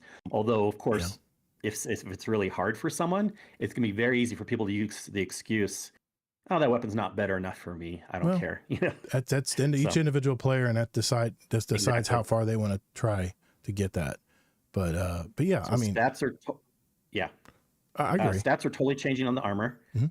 and so you can have 200 points, up to 200 points to get them. You can go like above 100 on certain things now. They said if you want, which that's kind of cool. It's going to be more variable. It's not going to be like levels of 10 or 5 or whatever. Right. Just everything will just matter so much more. We don't know what set bonuses will give us yet, but it's like Diablo. It's like things that other games have had for a long time. And Exactly. Sin and I have been saying for a while too, you should have set bonuses on armor. Imagine something where you get a full set of all the same armor. We'll just use an easy experience. It's not going to just be raids, but let's just say with a raid. And it needs to be something really cool. Not that it's not just going to work in raids, but let's say you have a full set armor of a raid armor. And what it can do is it needs to be twofold. It needs to have a really cool look and special glow that only you can get when you get that full set bonus. But also it's going to be something where it's like, this is what set bonuses can and should do. I know it sounds OP, but like it gives you like an extra super you can use. You know what I mean? Something that cool. Right. I've heard some examples. Like one example I heard today was you get 3 grapples grenades where you can grapple like stasis, but you lose your grenade, all your other grenades, and you lose your melee, which who cares? I never use it anyway. But you have 3 strand grapples. I'm like, that sounds really cool, and it's available to everybody, not just to that. That I could see that cool. So you can give it to your players with you in the team or whatever. Absolutely. That sounds fun. Cool. That sounds fun. Yeah. Okay. Anything else on armor, or we can no, move on to the I next think point? I think we've gone through that. I know you're excited about this. They are gonna have a shooting range in game. That's awesome. Not only a shooting range, but it's going to measure damage. You can compete with your friends in a competition. It's just going to be, I see this getting used a lot. And like, not by me so much, but I think it's a really good addition. Obviously the main reason they're bringing this in is for streamers. It's going to be way better to do it here than the stupid Vaulted Glass raid that they've done a million times over and over. Amazing Taco King says Astrocross will have to find new streaming content then. Well, I'm sure he's a pretty adaptable guy. Yeah. No, this will be better streaming content than what they were doing before, actually. Right. Yeah. He can bring in Les and some of his buddies, and they can all compete to see who gets the highest level. It's endless. Possibilities are endless on it. I like the interface. I like how it's set up, and it's in the tower permanently. I love it. Yeah. Well needed. We've needed That's it for a long obviously a time. plus. Yeah. No reason to say anything concerning about that. If you don't care about it, don't use it. But it's really good that they brought that in. I could finally prove it, Dorath, that extra damage with double primer. Exactly. Me and Kingsley can go head to head one night, and we'll see what works better. Yep. He'll be looking for ammo, and I'll be continue to shoot. I'm just kidding. I'm just throwing shit around. Dorath started it. Dorath started it. Sorry. Go ahead, Vin. All right. Okay. Also, that's not even going to be a good test because ammo's on them. It says that you can just reload your ammo when we get your ammo. I know. All right.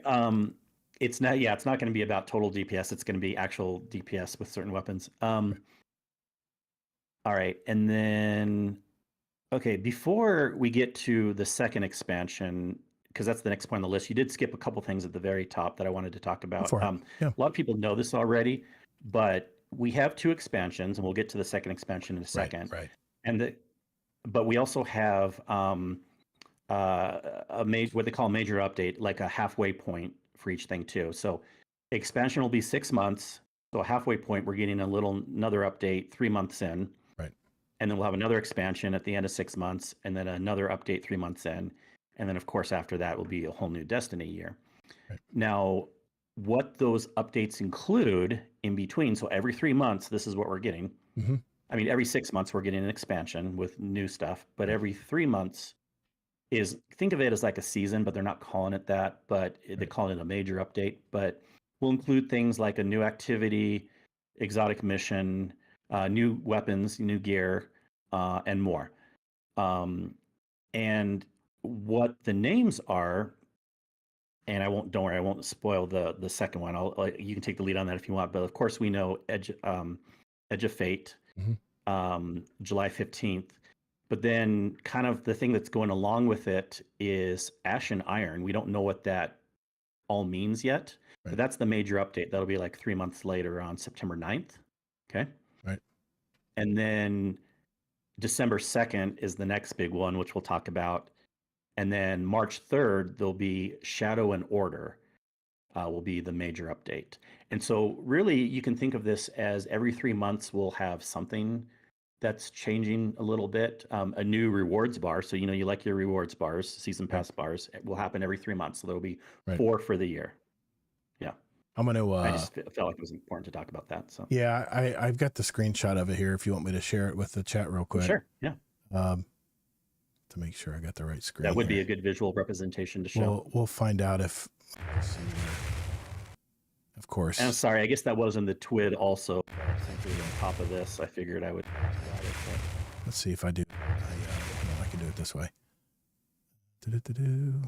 I'll just... I just need to pick the right monitor to put it on. Sorry, my bad. There we go. Well, if you need me to continue on, I can start talking about the next expansion. Go ahead, and I'll show it when you're talking. I'll show it. You just keep going on it. All right. Yep. So they gave us a little teaser, which I'm very surprised they did this, because when have they ever shown us something that's coming out later in the Destiny year, even a teaser trailer? Right. I mean, they'll give the names. Like, I think when Final Shape came out, they maybe gave the name of Revenant close by as like maybe they didn't actually, but they actually gave us a teaser trailer, and I know why they did this. I'll get to that at the very end, but December 2nd, we're getting Destiny 2 Renegades. And what is Renegades, Todd? Renegades is a Star Wars themed, not a Star Wars story. They talk about this in the TWAB, but I'll just go share it now. That's one of the questions that came up is this going to be a Destiny game? Is this going to be Destiny? No, it's going to be a Destiny story, but in the theme of Star Wars, which, hold my beer, take my money. I mean, this is awesome, man. Star Wars inspired, exactly. Amazing Taco King. So yeah, I mean, I don't know how, I don't even know how they got the licensing to do this. I don't care. I'm excited though. And, the major update being Shadow and Order, that's March 3rd, but the actual Renegades will be, like you said, December 2nd. So yeah, we got a lot to go before we get to Renegades, but it looks... Yeah, we do. It's really hard to know what that means because we know it's not going to be a Star Wars story. Right. But at the same time, it's not going to be nothing. I mean, what the words they're using here is they says inspired by the legendary Star Wars universe, Renegades merges Destiny's distinctive storytelling and gameplay with themes and elements drawn from the iconic sci-fi franchise. What I can gather from that is, okay, and we know we got, if you pre-order, you get some more Star Wars ornaments, but what I can gather is they got to have something that looks Star Warsy. So maybe we're going into, well, I kind of know actually what's going to happen, because you know how in this new location in Kepler, they said that there's elements of Earth in it, because kind of like the dark matter, like it's almost like there's portals happening and things are being drawn in that are familiar looking. Mm-hmm. Well, to me, this seems obvious how they can bring that Star Wars thing into the story too. There's just going to be little minor Star Warsy type looking things that are brought in here and there, and the excuse they can use is like, oh, it was just portaled in because of what's happening. Right. It's not going to be like Star Wars characters all running around and like we're going to some Death Star or something, but you know, there's probably going to be things that look very Star Warsy here and there, and everyone saw this a million miles away. You know, Renegades were going to be doing kind of like, you know, bounty hunters type stuff, which that sounds awesome. That's just a term. Like, we already are doing bounty hunter type stuff in Destiny already, but you know. Amazing Taco King mentioned it'd be cool yeah. if there was some world PvP with bounty hunting. That would be cool. You know, it'd be like I mean, what's that game in Infected? You know, you have one person that has the bounty, and you have all these people that are trying to find you and chase you, and then if you stab them or something, they get on your team, kind of thing. That would be really cool. And then of course the last man standing wins. But yeah, I mean, they could do there's a lot of things they can do there. It's exciting. Yeah. All right. Anything else you want to say on that? No. Or I want to talk about like how you can order it and good ways to buy things and what the 3 different versions are. Yeah, I'll Okay. put that on screen as well. Let me find it first before I put it up there. Have you put anything on screen yet? Because I haven't seen anything in Discord. Oh, sorry, I'm not sharing my screen in Discord. Sorry, guys. Well, this you is don't on need this to, is on I guess, YouTube if and you don't want Twitch. to, but It's on YouTube and Twitch, Okay, let me go. but if I share my screen now, that it'll show stuff that I don't want people to see. But Okay. go ahead and I'll No put worries. it on the screen. But go ahead, I'll find it. No. Yeah, I was just going to look and see if there's anything we missed with that. But yeah, basically, again, 2 major expansions. Each expansion has a halfway point with they calling up the major update and stuff like that. Also, they told us that in the Renegades expansion, we're going back to the plague. Yes. Anyone remember what the Plague Lands are? If you played Destiny 1? I played so much Plague Lands. Yeah, it's gonna be. And so then, awesome. of course, the Cosmodrome. question is: we want Wrath of the Machine raid back? That was always the excuse Bungie gave us. They couldn't bring Wrath of the Machine back because it was too hard with all the Siva stuff and the Plaguelands stuff. Well, if Plaguelands is coming back, give us Wrath of the Machine. But Kings of Itzehoe. they have told us we have less content for this year than Yes. before. We're only getting 1 raid and 1 dungeon. So unless they shadow drop an additional raid on us, which I really don't think they will do, we're not getting Wrath of the Machine. Oh well, I'm past it. I'm sad, but that's all the details there. Right. But here's how you get all this stuff, people. There are 3 different ways you can purchase it, and of course, you know, we have the recommendation, get it all or whatever. But just so you're aware, I'm highlighting on the screen. you can buy a single expansion for $40, and this is cheaper than last year. It was $50 for just Final Shape. Now it's $40, and this is US money, so I don't know what it is in other countries. You can buy everything together, all the content. I'm not talking about the extras, but all the content you can buy for $80. Yep. Or they do have a $100 version, the deluxe edition, where it gives you some extra ornaments, the Star Wars stuff. You can get No Land Beyond ahead of time. Of course, you don't have to do that. You can get it when the game comes out too, for $100. Yep. Now, on PC, you're wasting money if you don't order any other way than Green Man Gaming. Green Man Gaming gives you about $20 off. Right. And I got the $100 edition for $81. So Not bad. everyone, check out Green Man Gaming on that. Very legit way to buy stuff. If you've never heard of it before, don't worry. They've been doing this. I bought the last 4 years worth of Destiny stuff at Green Man Gaming. They just give you a code that you get right away. Right. You put it in Steam right away. Like, I already have the code. I already put it in, and I already got all my extra stuff. I have all my Star Wars ornaments. I have all the extra stuff. I have my No Land Beyond. So why pay $100 when you can get it for $80, basically? So. Yep. Sorry, that's only on PC though. PlayStation and Xbox players have to pay. I had to full price. I had to pay $100 on PlayStation. Yep. But I can share it Of between course all you got my it on accounts. PlayStation. You should have got it on PC. I got it on PC as well. I bought it on both because I mean, I'm a content creator. I gotta have it on. I have to have games on both platforms. Yeah, the Green Man Gaming people get it that way on PC. Yep. All right. Anything else you want to say on the price or the details of the expansion? No, I think the best deal, obviously. And by the way, if you do pre-order the Ultimate Edition, you get instantly in your, what is it, your little bonus vault that's at the tower. You get 3 Star Wars full outfits, full ornamental outfits: General Grievous, Kylo Ren, and Darth Vader. And boy, I was so happy when I picked that up. So it was a no-brainer for me because I'm a Star Wars nerd and I love Star Wars stuff. And Bungie, take my money. That's where I'm at on that. Yeah, so, I wasn't going to do that version, but since I got that version for $80, I decided to do it. I mean, think about it, So- Kingsley. All I play really is Destiny. I'm going to play some other games here before Destiny, the new content, but I'm going to Yeah. get 1,000 hours out of this. It's a no-brainer for $100. It's a no-brainer. I mean, you'll spend $50 watching one movie. You know what I'm saying?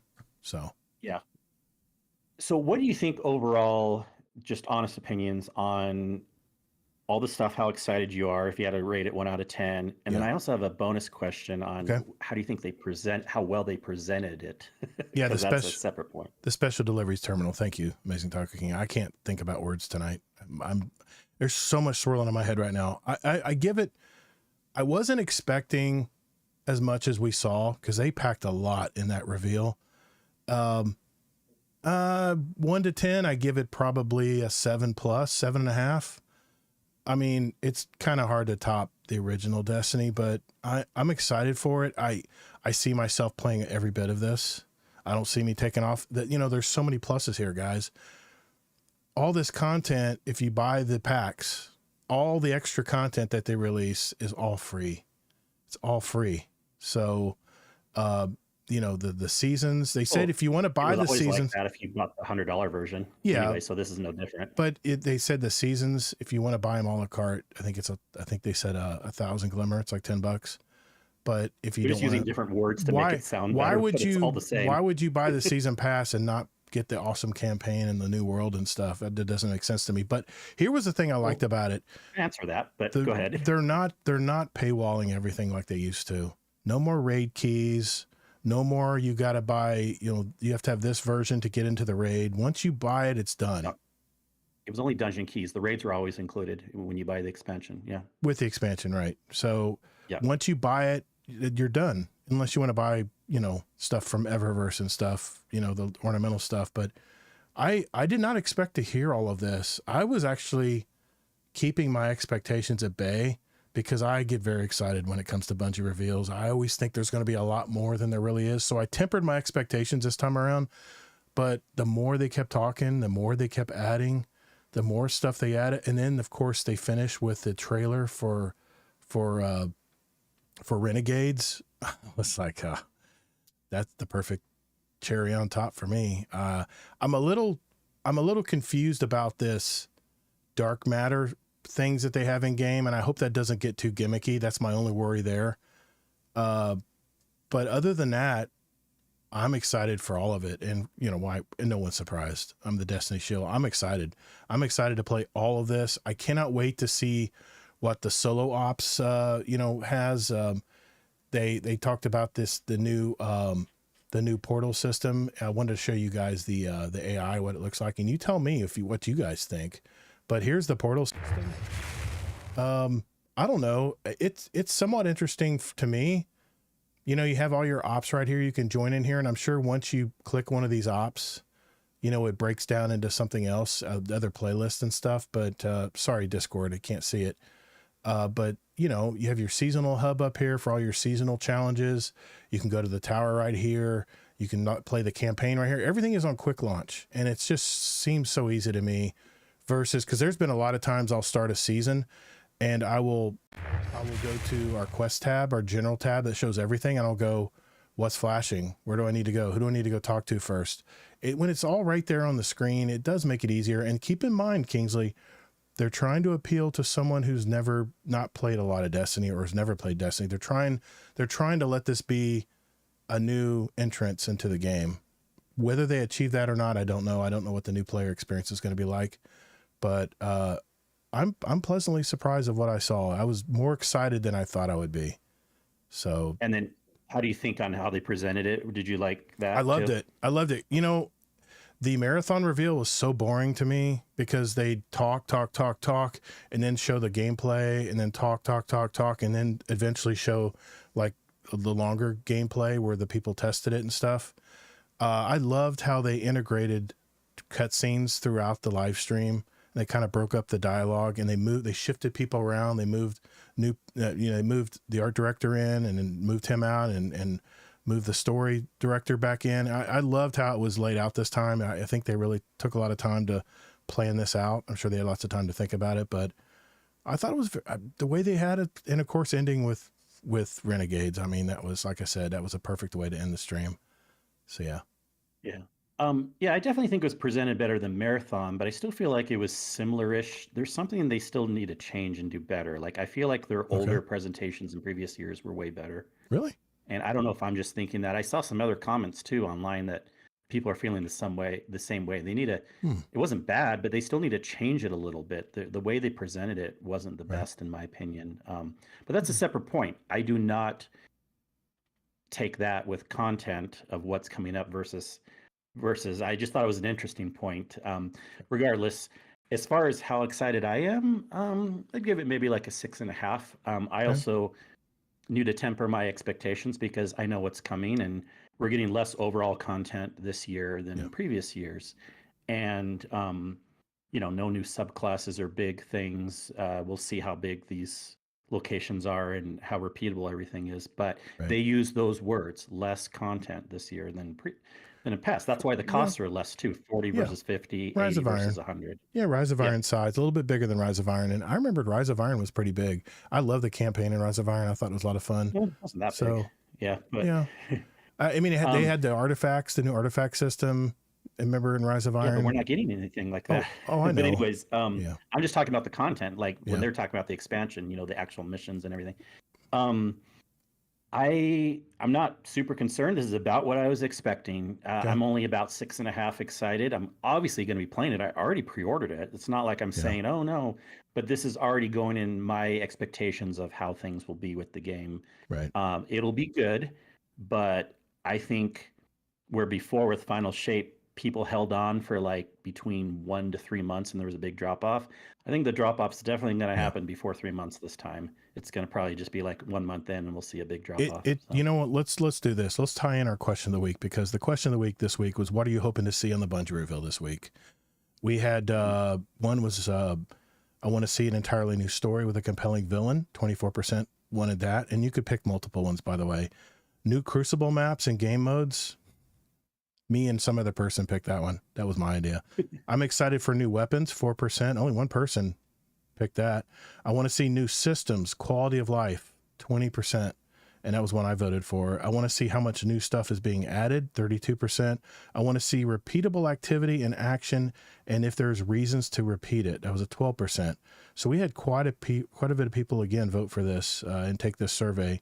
By the way, it's question of the week in our Discord if you want to participate in that. McMassiva says, I'm really most curious about the new portal screen and how it's going to work, especially how much solo content they've added.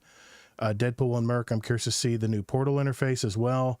However, I want to see what we are going to be getting into and how is Bungie going to keep us wanting more.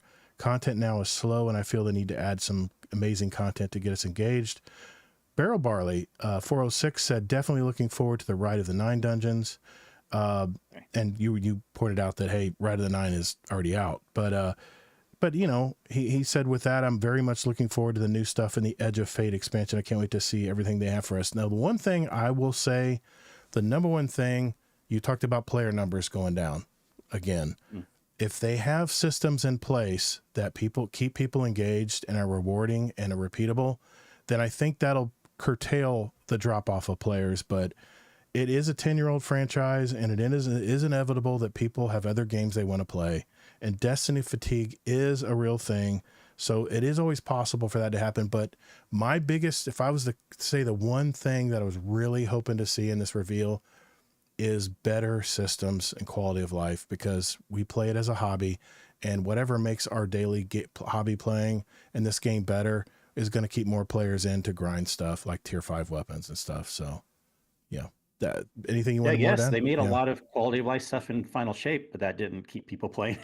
So, man, what an expansion too. Yeah. What a hands down the best. But yeah. Any other comments, Kingsley, on the reveal? I want to talk a little bit more about what people were worried about too with current weapons, but that can go in the TWID. Yeah, let's take a quick break here, and we'll get to the TWAB. And there are some questions they answer, but there's ones they do not answer, and we'll do that right after this little break. Okay. Yeah, that's what I meant to say. More about the power level stuff. Yes. I'm wanting to know, but the weapons too, because everyone's worried about, right. and we'll talk about this, but everyone's worried about. Oh, sorry, were you playing something? No, we don't have to. Okay.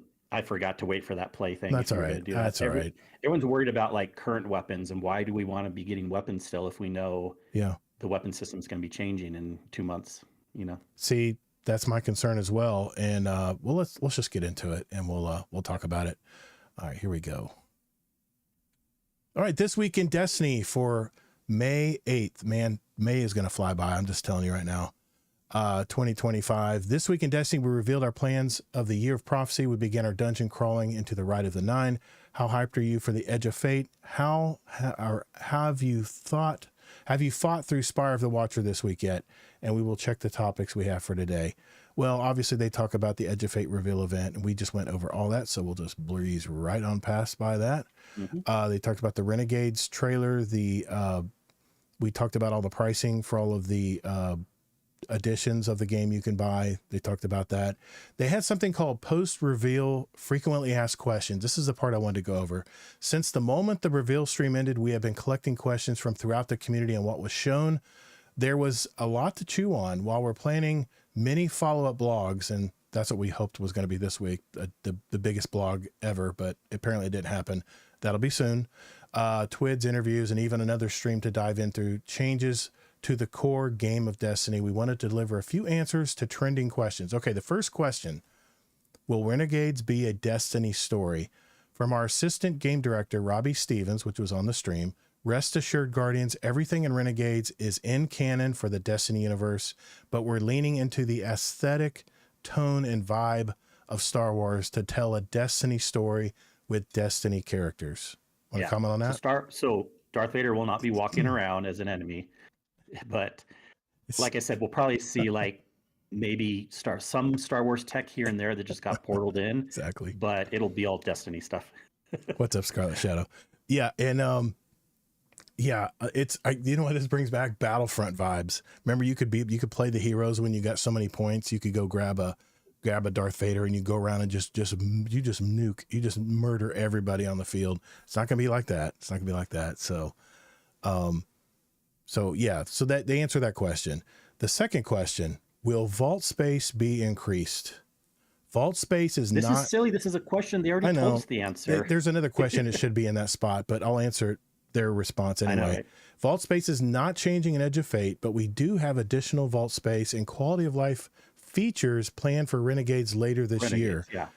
I told us that. I was really hoping there would be some kind of different system that made us not have to keep stuff in a vault, but I was a little disappointed. Well, wait, that still could be as part of the quality of life features. Yeah. You never know. Yeah, JD Kent. Me saw once shoot Jar Jar Banks in the face. Yeah. Hey, I wouldn't rule it out. Yeah, this is where I'm being a Destiny hopeful. Okay. Because see, this wording is not that good. They had way better wording before, unless they changed their mind. But they said they are working on new ways where vault space won't even be an issue. Now it is a little concerning because they said they're going to increase vault space, but I think that's a temporary fix. And then their new thing that they're doing will probably be, this is my guess, but will probably be like a thing that can't go right away. It takes time. So maybe that's why we need the vault space temporarily. I'm just going to throw it out there because I've said it for years now. Use the collection system to store your weapons. That's all I'm going to say. Whatever they're working on, it doesn't matter what you say, but no, they're not going to change it now. But we'll see. We'll see what that quote. But hopefully, it is something like that. I agree. Yeah, we'll see what that quote quality of life feature is planned for Renegades in December. So, another question I had: will the new portal feature fully replace the director? We already mentioned that. You can Yep. easily go, and I showed it on the interface. You can easily go back to the planetoid, all the planet maps. So yeah, that's not going to be replaced. Okay, good question here. Some items were shown at 10 power in the stream. What's going on there? We'll have more details on power caps and climbs in a future TWID, but can confirm that power will be rebased at launch. All players will have their power refreshed as we embark on this new journey. Do not power grind anymore, guys, because it's all just going to be reset. You never needed a power grind anyways. No, you because don't. Power doesn't matter. Only if you have someone in your fire team, even then, it still doesn't matter. I don't even know why we have power Yeah, anymore, it's other than watch number go up. I mean, that's really Okay, look, exactly. I'm not saying it doesn't matter at all. There are a Yeah. few cases, like if you're going to do, and if you need to be the person that someone in the team has to be higher. But for the most part, when I say it, 98% does not matter. That is Right. true because if you're in harder level stuff, you go up to 5 within the highest person, Right. and then middle to lower level stuff, they just do based on, it's like what, a plus 10 or a minus 10 based on what you are anyway. So Right, power doesn't matter right. there. The question I want to have too, I don't care. Okay, they're rebalancing power, but will power still not matter, or will power matter? That's what I want to know. And then other people want to know, do we have to build up again? Well, it could be two different situations. It could be we have to rebuild up and power still doesn't matter. It's just something fun for you to do if you like that. To me, that's not fun at all. Yeah. Or it can be power does matter and we have to rebuild up. So I really want to know. I wish they would have told us more on this, but we have to wait. They also said they're not going to talk about, in another help article that came out today, they will address this in June some point. Okay. So Yeah, we're not going to know. This has been like the number one question in our Destiny chat in our Discord this week. And we're not going to know till June, unless something leaks out. Are or our they decide to weapons bump it up. getting soft sunset? I mean, are what's going to go? I mean, the one thing they did say, and this was one of the questions they had. What stats are being rebalanced or replaced? And they said, as shown in the stream, many of our stats are fully rebalanced or changed with the Edge of Fate. While we don't have exact details to share just yet, we are planning a full breakdown in June alongside a lengthy article covering sandbox tuning between weapons and abilities. So basically what you just said. Yeah. Yeah. So, yeah. Yeah. Do you have any other comments on that, or I could talk about? My biggest fear is that they're soft sunsetting all of our weapons, especially the crafted ones that I cherish. I'm hoping that they're going to, like, crafted weapons will automatically be turned into a tier 3 or something. I hope they rebalance all the weapons that way in this new system. I don't think they're going to do it. I think they're soft They don't have the sunsetting our time or weapons. ability to do that. There's I think millions they're- of weapons. I think they're going to they said they're going to reconfigure the stats. I don't know that they may be soft sunsetting our armor as well. So this is what I'm thinking about. I'm jumping into Rida 9. I'm getting all these weapons from the 1500 9 currency they gave us for a default. And I'm getting all these weapons. I'm like, do these weapons even count? Do they even matter? I mean, they don't matter for Yeah. even another reason. Forget this thing for a second. People are saying the weapons are very mid anyways, so you don't need to feel bad about it anyways. Yeah. The weapons aren't that great anyways. But Well, I mean, but okay. yeah. Yeah. Go ahead. On this point, yeah, if you wanted to say more, sorry. Well, Necromancer just had a good comment. He says, "I hate pinnacle grinding when I'd much rather just play what I want to play." Yeah, that's what they're getting to. Well, no, we don't know. Yeah, because if power is going to start to matter, okay, and that's back on the other point. If power is going to start to matter, then we do have to pinnacle grind.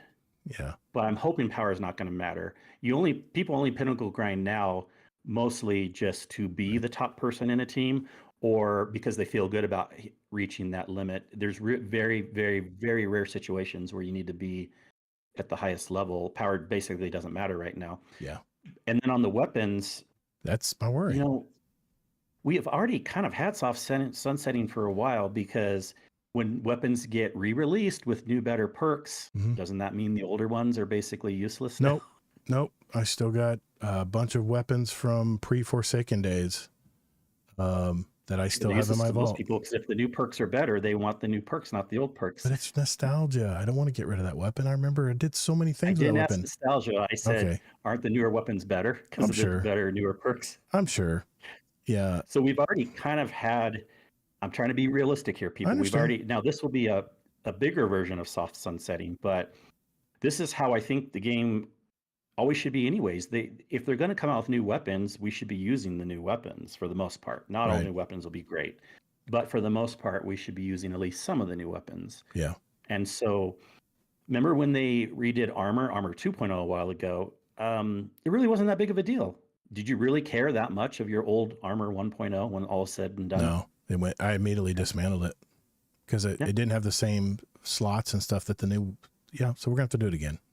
So, but shouldn't you be sentimental from your old well, Armor 1.0? No, I'm not as sentimental about Armor, but one thing I think the reason they're doing this, Kingsley, is I think they want the new player to come in and be on an even playing field with everybody else that's been playing forever. I think this is the great big reset that they're going to do, so the new players can finally jump in and go, okay, I'm on the same level as everybody else, so let's go. Makes sense. Yeah, It just I didn't really even depends. think about that. But Depends on their new player experience. That's really what it's going to come down to. And I don't know what they have planned for that, but what they have now just sucks. I'm just saying it does. yeah, but also for technical reasons, they had to do it too. There's no Yeah. way they can make every single old weapon fit in this new system. Yeah. So Well, if they could do that, Yeah. they could also bring back all the old content. And there's no, you know what I mean? So Well, like, Dorath did say they originally said when they mentioned the new armor months ago that the old armor would be converted. That may have changed though. I don't know. But what my question is, Dorath, is what about our weapons? Are they going to be reconfigured or converted? if they can be converted, there's no way they're going to be converted to anything higher than a tier 3, obviously. Yeah.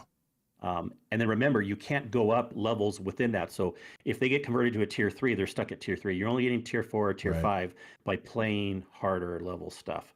Maybe an adept would get converted to a tier 4. Right. But don't expect your old weapons to ever have a way to get to tier 5. You're going to have to play that harder level Yeah. stuff to get tier 5 stuff. And Allocate in Twitch makes a good point. Do people care about the armor or just the drip? I mean, as long as I have the ornament, I guess that's all that matters. I'm just plugging it in Yeah, that's true. to high That's stat kind of armor. That's all I'm doing. Yeah, and why not just do that with some weapons too? As long as the archetypes are the same, can't you Right. just change the look? I'd be fine with that. But And JD Kent maybe you says, think there's not reasons. well, for that. JD Kent mentions also that they're going to have new origin traits to the weapons. Yeah, I don't know what to think about this tier weapon system because it seems like it's enhanced plus, which means it's going to be RNG again. And I don't like the new enhanced system that they have. It's very expensive, and I'm not going to go down that road tonight. I'm not Of getting. course, I'm it's not getting RNG. pulled in. They've told us that I know, since last I know. November. I know, and RNG is how they get people to play. Amazing Taku King's weird. He says, I still have 1.0 armor piece in my vault. Yeah, you're just weird. Sorry, buddy. Were you hoping that they would change their mind and say, "Oh, we were just kidding about that. It's going don't back to crafting"? I don't know, but I there's so much unanswered here. It just makes me mad. But, let's move on to some good news, Kingsley, because I want to talk Wasn't about. bad news. That was No, realistic news. I'm depressed now. I'm depressed because I have a feeling I'm going to have to redo all my weapons, and I've got I have a good collection of weapons. Anyway, Hey, well, there's your grind. There's your grind. speaking of grind, Heavy Metal is tomorrow, if you're listening right now. Yeah. If you're listening on Monday on the audio version, then it's already happened. But it's time to put your best pilot overalls and rage against the machines in Heavy Metal. We put the Briggs and Drake tank. We put the Briggs and Drake tanks, Talk Todd, and all you just make crazy plays. Electric guitar riffs not included. It'd be great if we could see never mind. Heavy Metal Arise. Music. Yeah. Right. I'd love to hear some never mind. Heavy Metal Arise with our new take on events. Say goodbye to event cards and welcome to event homes. They talked about this previously. It's the one strike with Sepkix or whatever his name. That's the heavy metal. Yeah, Shabba. exactly. But you read all about the Heavy Metal home in our April 24th tweet. And like I said, the event cards are gone. So I'm 99% sure they said they are free. So I'm looking forward to this because the one thing you're going to get is a combat Sparrow, which we've been wanting for a long time. So, and they did mention, I was listening to, I think on the reveal about this combat Sparrow, that there's going to be some build crafting involved with this. They didn't want to share too much. Yeah. I'm looking forward to that. I mean, even though it's a fun kind of quirky PvP game, I mean, it's going to be hilarious. I mean, I'm just going to be giggling like a little boy, stomping people with my tank. You can also giggle like an adult if you want. That's good. You can giggle any way you like. That's fine. yes, as Taco King says, also the launch of the new event, Home Tab. So expect server breaks. Oh, please don't. No. Let's maybe I'll just go to work that day. Tomorrow. I have to work anyway. Doesn't matter. But anyway, yeah, that is coming tomorrow, which I'm going to jump in probably tomorrow night, because they're going to have to work some kinks out probably during the day. There'll probably be some patch they have to put in, or something's not working right, or anything new in a Bungie system. You might have some hiccups, but I'm going to play it tomorrow night. We'll see how it goes. Maybe we can do that instead of our raid on Saturday, Kingsley. Why don't we get everybody together and play heavy metal? We'll see what everyone wants to do. But there's a heavy metal tournament update. They announced that already. Go back to last week's TWAB if you want to know about that. It is between on Twitch on May 9th and May 16th. You can receive the Mad Dog emblem if you watch for 1 hour the tournament on Twitch. Let's see. And they did talk about this. They have a creator hub. Destiny 2 creator hub is here. As a streamer, video editor, lore specialist, artist, cosplayer, or any other form of content creator, would you like to be a part of a tight-knit Destiny 2 creator community which hopes to uplift you and your content? After a long soft launch period, we are pleased to officially open our Destiny 2 creator hub to public applications. So if you're an artist out there, or a lore expert or something, and you want to join this, they are accepting applicators. The link is in the TWAB for this week. Wonder if they have stuff for podcasters too. We should check it out. But they did say that due to the highly anticipated volume of applications, we will not be responding to every single application. Yeah. So ask for your patience and understanding as you get through everything. I don't know. We might apply. I mean, I guess we could apply. At least try. Yeah, at least try. Why not? Mm-hmm. I mean, we've been doing a Destiny podcast for 6 years now almost, so that has to carry some weight, right? There's some voice acting updates for Ride of the Nine. Here's the part I want to get to, the player support report, because there's a few things in here we need to talk about, right? There was a problem with pre-order items info. The special deliveries kiosk is what I'm talking about. I guess some people, it says you can pick up your pre-order items there. You may need to sign out and back into the game if they're not appearing, because the proper license, like that's a license reload. Yeah. That's all that is there. Yeah. I had no problem. It was there waiting for me when I did it on console and But if PC. it's not, just wait a little bit, reboot, right? That's turn it off and on again. Ride of the Nine, the first watch and Elegant Arsenal quest fix. Remember, people are saying they weren't getting credit for a lot of the bounties that were coming out. That's all been fixed. We mentioned that midweek. Cruel Mercy clarification. In last week's TWID, we announced the new Nightfall pulse rifle. Cruel Mercy would drop with jolting feedback. This was incorrect, and it should be stated that it'll drop with Rolling Storm instead, which is just as good, I think. That's going to be a good perk. Anyway, they've corrected the error in the TWID, so I'm sure there's people out there that are like, actually, you missed this part. Anyway. Anything else on that list, Kingsley? It's a lot of stuff that we've been dealing with for a while now. I mean, also weapons are dropping with 0 power level. This can be fixed by infusing. Also, Explorer difficulty requires PlayStation Plus if playing solo, which is kind of weird. It is. I mean, this is kind of par for the course when a drop comes out. We have a fair amount of, a little bit more than normal, a fair amount of little issues that are happening. Right. So, nothing too crazy, okay, but stuff too, and some things like we saw have already been fixed. So here's another one: Carry of the 9 that were put in the vault cannot be converted to non-nary manifolds. Non-nary manifolds are the new currency you get, where you can buy the weapons and other things, right? And that new social space. And I don't know why they had yet another currency, Curio of the 9, which we didn't know what it was for a while.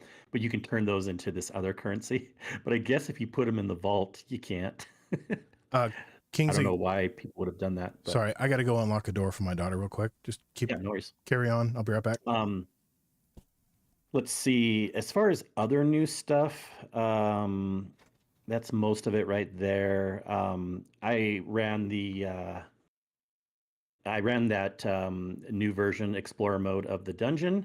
It was kind of cool to try that experience. I did it match made. And I know other people in the Discord have had this same opinion that I've had with in the past, where Bungie should do more stuff match made. They've always taken a very safe and conservative approach on that. where Nightfall's only the lowest level. Is it called expert? I forget what that level is. If anyone's in the chat, but only that lowest level can be match made. I'm like, well, I understand not matchmaking Grandmaster, but come on, you can do at least the next level up or so. Dungeons, I'm like, yeah, they can be match made. Well, finally, we're getting that. I tried the match made, and it worked really well, especially when they have the little indicators everywhere telling people what to do. Now, my team, I could tell, because especially I ran it on reset on Tuesday. My team, even though it was match made, you could tell they knew what they were doing when we were running around the dungeon and doing the stuff. But for people that don't, it doesn't even matter because you don't have revive tokens. They did it in a way where the matchmaking is working sense, and that's where I think it's a big win. I would even like to eventually see the point where we have Explorer easy mode raids that are even match made. Now, that might be pushing it a little bit, a group of 6 people versus a group of 3, but I still think it could be tried. It's not like you have to pick that option. You can still go in with your team. You don't have to pick the match made version. But I still think it's a big win that they've done that with the dungeon, and it's going pretty well. Yeah, I'm all for that, man. I love this Explorer mode where they are teaching people how to run the dungeons, at least 3 of them. And I love that part because I need a refresher on some of these dungeons because it's been a while since I've run a few of them. I think when they first come out, I'd run them one time and not go back. I don't know. I'm just weird about dungeons. I don't know why, but I kind of start talking about other things aside from the TWID because they had some things in there about the dungeon. One last thing I want to say, because this is stuff I was kind of thinking about anyways on that is the Explorer mode, it is easier and they have icons telling you what to do and there's no tokens, so you can just revive yourself, no darkness zones or anything. Right. However, the enemies, they pretty much hit as hard as they did in the past, and with the ad density in I mean, they seem to be the same difficulty as normal, how it was in the past. Of course, they have the harder modes now too. Right. But if you go in solo, even though it's easier figuring out what to do, you can still get murked pretty easily from the enemies. Now, of course, you can just revive yourself right away. There's no tokens or anything, but don't expect this Explorer mode to be baby mode with the enemies. You can still get murked is kind of what I'm getting at. Okay. And I've seen reports of people still taking anywhere from an hour or 2 going in solo. So if you really want to go in solo, don't think you can pass the dungeon in 30 minutes necessarily if you haven't done it yet. So do plan on still an hour or 2 if you need that amount of time. I'm going to try it and I'll report back next week, but we'll just have to see. I really haven't had time to jump into it yet. And when I heard they were having all the problems with the bounties not completing and stuff, I was like, okay, I'll just wait a couple of days here. And of course it got fixed. It's a quest, but same difference. Yeah, exactly. Anything else? That's it for the TWAB. Nope, that's it. All right, let's get into some questions from our community and we'll call it a night right after this. Let's play a little. We haven't heard from Hawkslayer in a while. I record these when they're a guest. Hey guys, my name is Hawkslayer and you're listening to Guardian Downcast. Congrats to Hawkslayer, by the way. He had a second child. The man has 2 children now. Good luck, sir. That's going to be a whole new ball game, man, when you have 2 kids. Yeah. So, okay. Everybody ready? Let me pull up the questions. We don't have a ton of questions tonight, but if you guys have any questions in the chat, throw them our way. We'll be sure to try to answer them tonight. And I want to make sure some people did put some Destiny questions in here. I just want to make sure we answer them tonight. Okay. All right. Okay, here we go. All right, this is the time in our show where we get our questions from you guys, and we have a question here from Bars Roar. Hey, loving the show over the last weeks, and congrats again on the 300 episodes. Thank you very much, sir. My question is, do you think the reveal this week has done enough to make your average Destiny 2 player come back for this new saga? Do you think they did enough to tease our new protagonist? What do you think, Kingsley? We kind of graded it, but what do you think? Protagonist, not so much, but that's okay. That doesn't bother me. Yeah. I mean, there's some stuff there, of course. I mean, we're always the star of the show either way, right? Yeah. Good or bad, because Guardians have not always done good things. It's true. It's very true. I don't know. Do you think Have you it's heard of people? Have you heard of people that haven't been? I guess the only fair way to answer this question is, have you heard of people that haven't been playing Destiny for the last 6 months to a year, and they said they're coming back for this? I'm sure there's a Have you little heard of bit of anyone? buzz. I'm sure there's a little bit of buzz after this, especially about the Star Wars stuff. How many people that'll bring back? I don't know. I know there's a lot of Destiny players out there, ones we know that aren't playing Destiny right now, and that they're probably going to show up for the expansion. And Well, some I maybe, guess, but I haven't heard any yet, so that's why I'm a little Yeah. concerned about. I mean, some Yeah. maybe Yeah. they won't. But I guarantee if no one shows up, that'll be it for Bungie. They're really banking on this expansion to keep going. And I mean, we didn't even talk about this, but they actually talked about all the expansions going into 2026 as well. I think they mentioned the Alchemist, and I don't remember what the third one was. Do you remember what it was? The Alchemist was one of them. I don't know, but when you say Yeah. they're really banking on it, do you think they are hoping it needs to do as good as Final Shape? I don't think that's. I don't think it will. I don't think that's. I don't think that's realistic. I mean, this is Yeah, I don't think it is post Final either, yeah. Shape. A lot of people just said bye Felicia when they played the campaign in Final Shape. They thought that was it. That's my Destiny career. It's done. Well, I said this already, it will bring back 50 to 75%. I know that's a Mhm. big range of what Final Shape had. Okay. That's what I'm predicting. But is that good enough for what they want? You know what I mean? But Remember what the numbers were for that would Final be- Shape concurrent? I mean, the day one. I don't know. I know. But- yeah. Lightfall was almost 1 million. It set records, in fact, for Bungie. But then people got burned in Lightfall, and I know it wasn't quite 1 million for Final Shape, but it was still very respectable. We should probably do a bet on that, on numbers, what we think the numbers will be. Let me think on it some more before we. Yeah, I do don't it. know if I want to take that bet. I'm because not, there's it's a no little way- early. Yeah. Yeah. And that one's not even interesting to me, so I would just throw out some vague thing. Yeah. But and I know people say, well, you can't go 50, 75%, but okay, I'll go in the middle. I'll go 66%. But Yeah. but there's no way it's going to be the full amount of Final Shape. And to be fair, I don't think it'll be less than 50%. So that's why I kind of had that 50 to 75% number. So That sounds about right to me. I can't argue with that point. We'll have to see. You know, Bungie, man, they're a promotion machine when it comes to the Destiny game. They'll really get us hyped up. And we haven't really heard about a protagonist, right? We haven't really heard about much about. I mean, we saw a little bit about what's going on in the 9, but other than that, they haven't shared much. And I have a feeling they're going to probably share more as we get closer to that July 15th date. Thank you, Necromancer. July 15th, The Edge of Fate. December 2nd, Renegades, summer 2026, Shattered Cycle winner, and then 2026 later, probably December again, The Alchemist.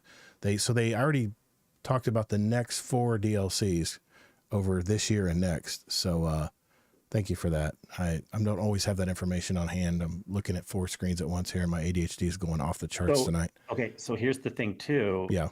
Since they already have that 2-year plan, it doesn't even matter how even if this one doesn't do that great. I think Sony and management would probably have enough because they work on things 6 months at least ahead of time. I really don't think the year after the 9 will get canceled. But if it does really bad, then we probably won't see something the year after that.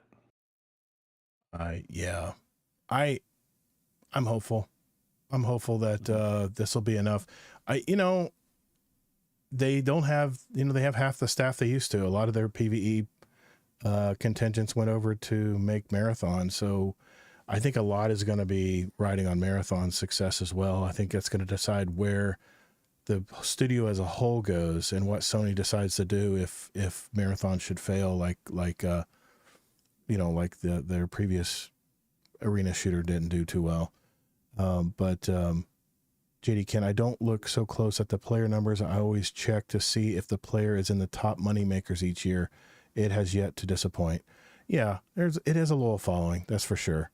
There's a lot of games coming out though in the next year, and there's going to be a lot of competition. I mean, I'm already looking forward to Borderlands 4. I can't wait to play that. I didn't play 3 very far because I just got bored playing it. but they're talking about all kinds of RNG drops in Borderlands 4 and similar to Destiny guns and stuff. And I don't know. But also it doesn't matter how much money it makes respective to other games necessarily. Yeah. It matters what Bungie and Sony need. Because remember, they did tell us with Final Shape they didn't make as much money as they were hoping, and that was one of the reasons why they cut some more staff. Yeah, so. I get you. Dorath had a question in our Discord, our Destiny questions. Regarding Explorer mode, I believe it's a fantastic addition and should be extended to more modes in the future, such as raids, and you just mentioned that, Kingsley. However, I recently played a matchmaking Explorer mode, and my experience was that the other two players were completely clueless about the mechanics. As a result, I ended up doing all the work for them. Oof. That made me feel like I had ruined their learning experience. Should a more experienced dungeon or raid player sit back and let the Explorer mode teach those players who are randomly matched with them? Then once they've caught on, or should they start helping with it? Man, that's a good question. I didn't even think that'd be a problem. Dora. No, this is a really good question. That is. Yeah. Okay, there's two ways to answer this. First of all, if you're going into match made and you don't have a lot of experience, you shouldn't expect you're going to learn everything in a match made experience. Even strikes that are easy, the first time you run them, you're not going to learn everything. Even if people take them slower, which I have been in strikes that people have taken slower, they don't always run ahead. And then also with this, I noticed that even though I said that the people seemed like they knew what they were doing, one guy was a little behind at first. And the other guy did wait, and then I waited also for him to catch up, which was really nice. Mm-hmm. I think there's two different ways you can take it. I think what I would personally do is I did try to actually not shoot some things as quickly to see if the other people would shoot them. I was trying to give them like a little personal chance to shoot it. Mm-hmm. But at some point, since you don't have communication, you shouldn't and can't do that for too long. You got to just start doing things because you're just wasting your time if you give them like 20 minutes and they're still not doing anything. Right. And that's okay. Match made is not supposed to be a total learning thing. If they wanted to learn it, they should have gone in solo. If they want to semi-learn it over multiple times, you go in match made. So I get what you're saying, Dorath. It's a really good question. I don't think you need to stress about it too much. Maybe kind of maybe give them a little bit of a chance at the beginning, but I wouldn't give them too much chance and then just start going for it. Okay. I haven't run it yet. I haven't run it yet, so I can't answer that. I plan on running it solo, but I'll have to try to do the matchmaking setting and see what happens, just to see what kind of experience I get. You can see what it's like, right? Yeah, I mean, like I said, I'm jumping into it solo just to remember all the mechanics, and then once I get those down, I'm probably just going to jump out and go get a team and go to a higher level match made. The higher levels, you can't do the higher levels match made, unfortunately. You can't? Oh, wow. Okay. All right. Well, I know. It is what it is, I guess. We have one more Destiny question from the original Jimmy Rayner. What are your wildest takes as of what you wish to be an armor set bonus? You know, they mentioned there's going to be set bonuses for armor. What are your wildest takes, Kingsley? What would be a wild set bonus? Well, if you remember, we did answer this too. I said maybe you get a second super. Oh man, remember? Yeah, I didn't hear that. Would you just say it tonight? I'm so bad. I said I'm that so tonight. bad. Sorry, man. I'm so bad. But that I wasn't even trying to be that wild. Probably something that would be even more wild is with the set bonus. You have some like. This would be wild. This probably wouldn't or shouldn't happen, but you have some pretty regular invisibility that you could have. Maybe not like 100% invisibility, but like super regular invisibility you could have. That'd be pretty wild if you had a set bonus that could do that. Kimbo sidearms. Boom. Done. Let's go in there like John Wick. Yep. Let's load up everything. No, I would probably go unlimited ammo would be awesome. Like heavy? Everything. Unlimited. Yeah. You never run out of it. That'd be a really hot take. I don't know if they would go that crazy, but that'd probably be a balance. Probably not, but probably a balance problem. That's a good answer. Yeah, no reloading. Just consistent ammo. You never run out. That'd be really cool. That'd be less wild. That'd be a hell of a maybe that happening. That'd be a hell of a set bonus. Yeah, that would. I see the set bonuses for the seasonal gear right now, and it's okay. You get a little more XP. I always forget to throw it on when I'm turning in bounties or doing activities that go to the XP for the event. But yeah, here we go. JD Kent, bring back where you can turn enemies to fight on your side. I remember that perk. That was fun. Oh, yeah. That was fun. Yeah. That'd be a great set bonus. You can recruit up to 4 enemies to fight with you. Yeah. We had, so they had things like that kind of in Destiny 1, and then also in Destiny 2, we had the frames that would kind of fight with us, but they weren't super powerful. Right. Yeah, that's right. Yeah. In the Lost Sectors here, I remember that. Okay. Maybe you could plant like a turret or something, like an actual big turret, like a onslaught turret or something, you know. Yeah. I'd be into that. I they've kind of done it a little bit like that already, like I said in the Lost Sectors, but they're not the most effective. They admit they're like stormtroopers, and man. Again, with set bonuses, they need to be good because, like you said, like we kind of have already had that, but just like we've already had adept weapons and stuff, but like the set bonus stuff is pretty lame so far. So what are they going to do to actually make us like it this time? And then you run into the whole problem. If they make it too good, then it'll be OP, and then it'll break the game, and they'll just tune it back anyway. So it's always a hard sell, hard way to figure it out. It's got to be worthwhile, though. It's got to be something that's going to give you a definite advantage to have that set. Then you'll be wanting to collect the whole set, right? Yeah. Now it's normal to not have every set bonus be worthwhile. You say, well, why not? Well, I mean, every game is like that, unfortunately, to have set bonuses. Not every single one will be worthwhile, but they need to have at least a third or more that are super good. Because then if they don't have at least that many, we're not going to go for it. Well, it's like Iron Banner. You have to have all the Iron Banner ornaments or armor and ornaments on to a certain amount. And then you have to have one armor or one Iron Banner weapon. And then you have to have the emblem. All gives you a multiple XP to ranking up your Iron Banner. Something like that would even be good if it's depending on what the currency and what we're trying to rank up, that stuff. But yeah, we'll have to see. That's not worth it. Oh, come on. Well, if you have limited time to play Iron Banner, it's nice to have all those bonus XP grind. That way you don't have to play as long. I mean, a set bonus armor piece. I don't want to have in XP. PvE. Yeah, who knows? But I'm curious if they'd have PvP bonuses as well for some armor. That would be cool too. Yeah, that'd be nice.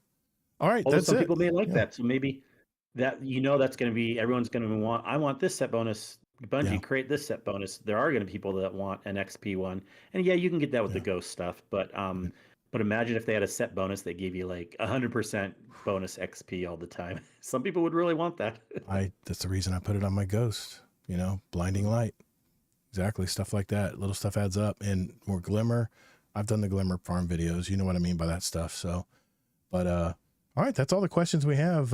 If you want to leave us a question, by the way, it's podcast questions in our Discord. You can do that. You can come to the chat and enter your question into chat, and we'll highlight it on the screen. And or you can email us, guardiandowncast@gmail.com, or you can go to our website. There's all kinds of ways to contact us there. So don't forget, we have that website where you can actually leave a voicemail message as well. I love voicemail messages, but it's been quiet lately. And it's probably because, everyone's kind of in limbo now with Destiny, and I'm hoping those voicemail messages will pick up. That's one thing our patrons pay for, is that voicemail upgrade. So use it, guys. Use it. It's out there. Send us a voicemail. Talk to us. It's like you're right on the show with us, and it'll pipe through my soundboard, and everyone will hear it, and they hear the question. So all you need is a phone, a voice, press record, hit stop, enter your gamer tag, and hit send. It's that easy. It's super easy. And no scope 360. Yeah, that'd be nice. That would be nice to have too. But that's it, guys. That is our show tonight. It's funny. We were expecting this mountain of TWAB that was going to be coming our way, and about once we saw the TWAB that they put out this afternoon, Kingsley messaged me and says, "Well, not the largest TWAB on record. I guess they're going to do that later. So we'll let you know when that TWAB didn't comes." Say that. Well, I said TWID. Yes, TWID.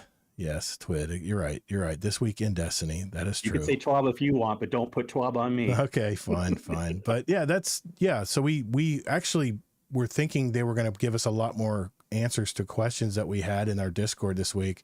And when they didn't, we were kind of a little let down. So we decided instead we wanted to break down the reveal for those who weren't able to see it, or maybe just to break it down and discuss the different topics. So we appreciate everyone who chimed in. Man, we had a lot of people chiming in tonight. Lots of stuff. And I we appreciate yeah, all the commenters. Yep. I mean, exactly. we've got the normal names in here. I love hearing from JD Absolutely. Kent, Tajo, everyone who's been in here. So we can't name everyone, but yeah, just love having you guys here, and Absolutely. thanks for chatting back with us. Exactly. So thanks everyone for coming out tonight. If you are interested in joining our community, it's discord.gg/Guardian Downcast. We're one of those little known Destiny podcasts that have been out there forever. We know all the big ones out there, but a lot of people don't know about us. So do me a favor.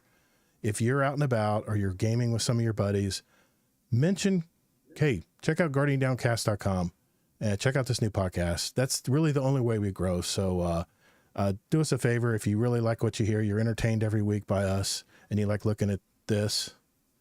I won't speak for Kingsley. He's much better looking and younger than me. So then, you know, tell others about it. Tell other Destiny players about it and send them our way. I didn't think I'd ever like this, but I was nervous about live streams, but I love interacting with the chat. I'm addicted to it now.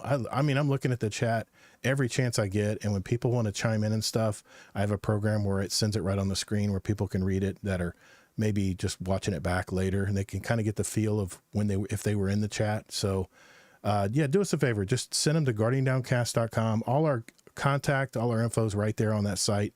Again, our patrons pay for all of that. So, definitely use it. It's there for us to use and take advantage of. So, yep, let's do it. All right.